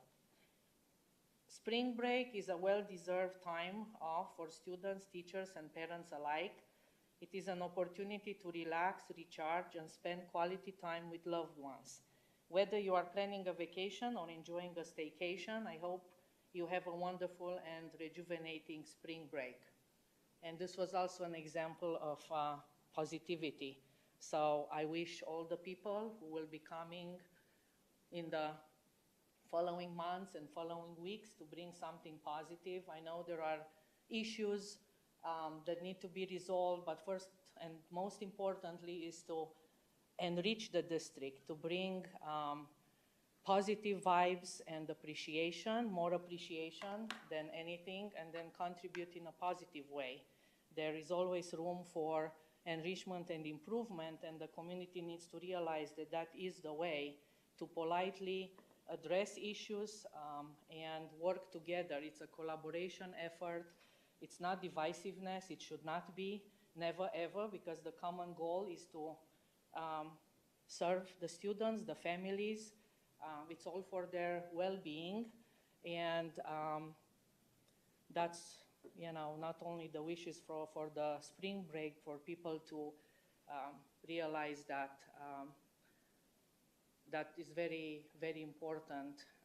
I'm trying to use my time, but I'm always short of time, so now I have all these minutes, so I was trying to play a trick, but I leave it for the next one. But have a happy spring break all. Thank you. And our final public comment is Ms. Janelle Bowles.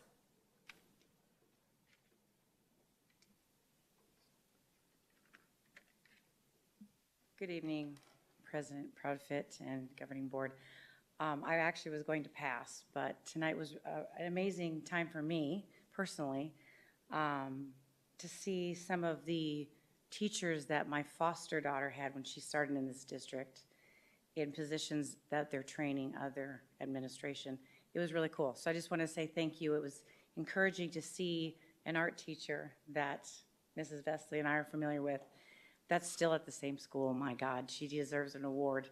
But it's been many, many, many years. But I just wanted to say thank you to everyone who contributed to that. Thank you. Moving on to section 10, informational reports. 10.1, we have a report on upcoming meetings and events. President Proudfit, nothing to add to the report this evening. Great.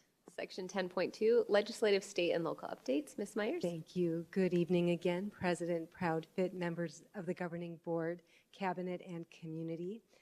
We are over 3 months into the legislative session, and as of March 8th, only 3 bills had made it to the governor's desk. 1 was signed, 1 was vetoed, and 1 was pending her action.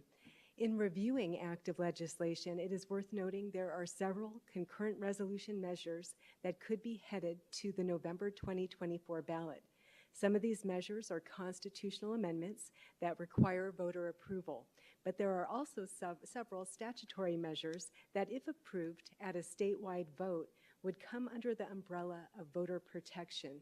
It is also worth noting that some legislation is not moving.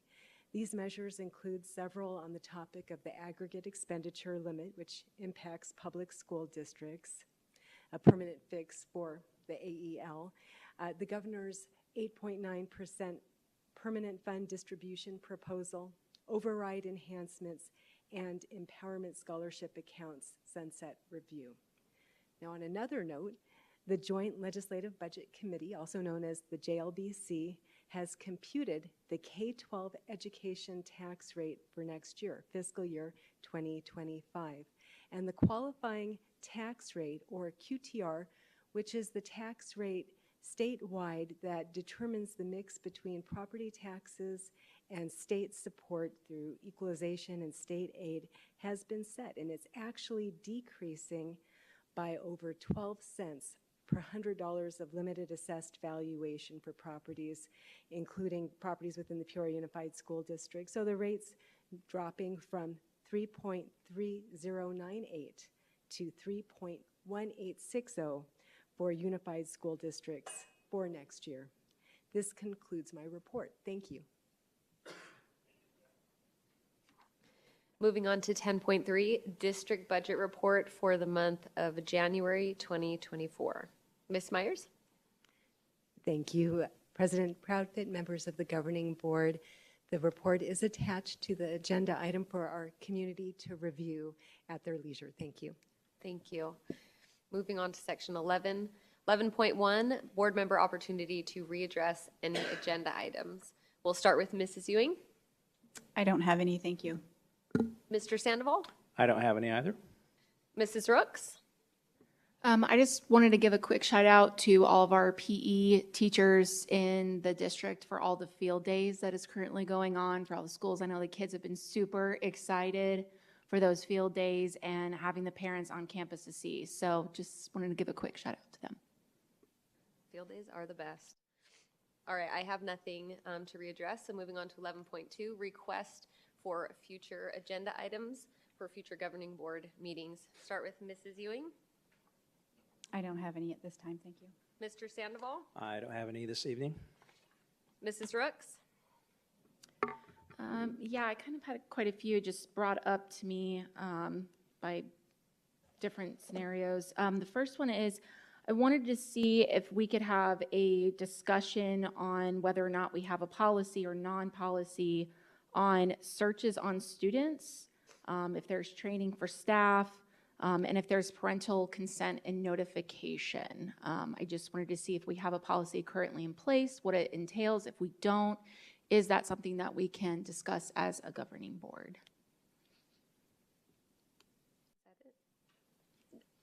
It has to be second before you move on to another one. I will second. Thank you. And then the other one I wanted to is our safety remodel of our front offices. I guess I just wanted to see if it's possible to have a discussion on where the timeline is right now at our study session, hopefully, if we can do that, so that we can kind of inform the staff, the parents, the community of where the process is with all of the front office remodels, just so everybody can be on the same page. I will second. Thank you. I guess the last one, I wanted to look at contract for the grounds company. I don't know if that can just maybe be a Friday report for right now, but the one that we currently are contracted with, and to see when there's a renewal coming up as well. I will second that. Great, thank you, and I think that's it. Thank you, Mrs. Rooks. I just had one. I wanted to request that we open up the topic of social workers, and really just for clarity and for mutual understanding through all stakeholders in the district. So just covering job description, day-to-day role, and then how it applies to the school's safety funds, and just for a future study session. I will second that. Thank you. Okay, moving on to section 12.1, adjournment. I do need a motion to adjourn. I'll move that we adjourn this meeting at 8:10 p.m.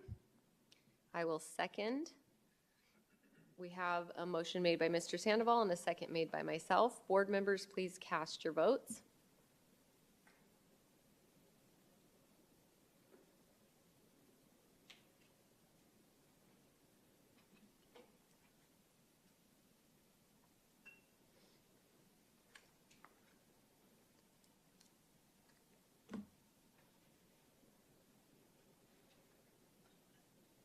Motion passes with 4 yeas.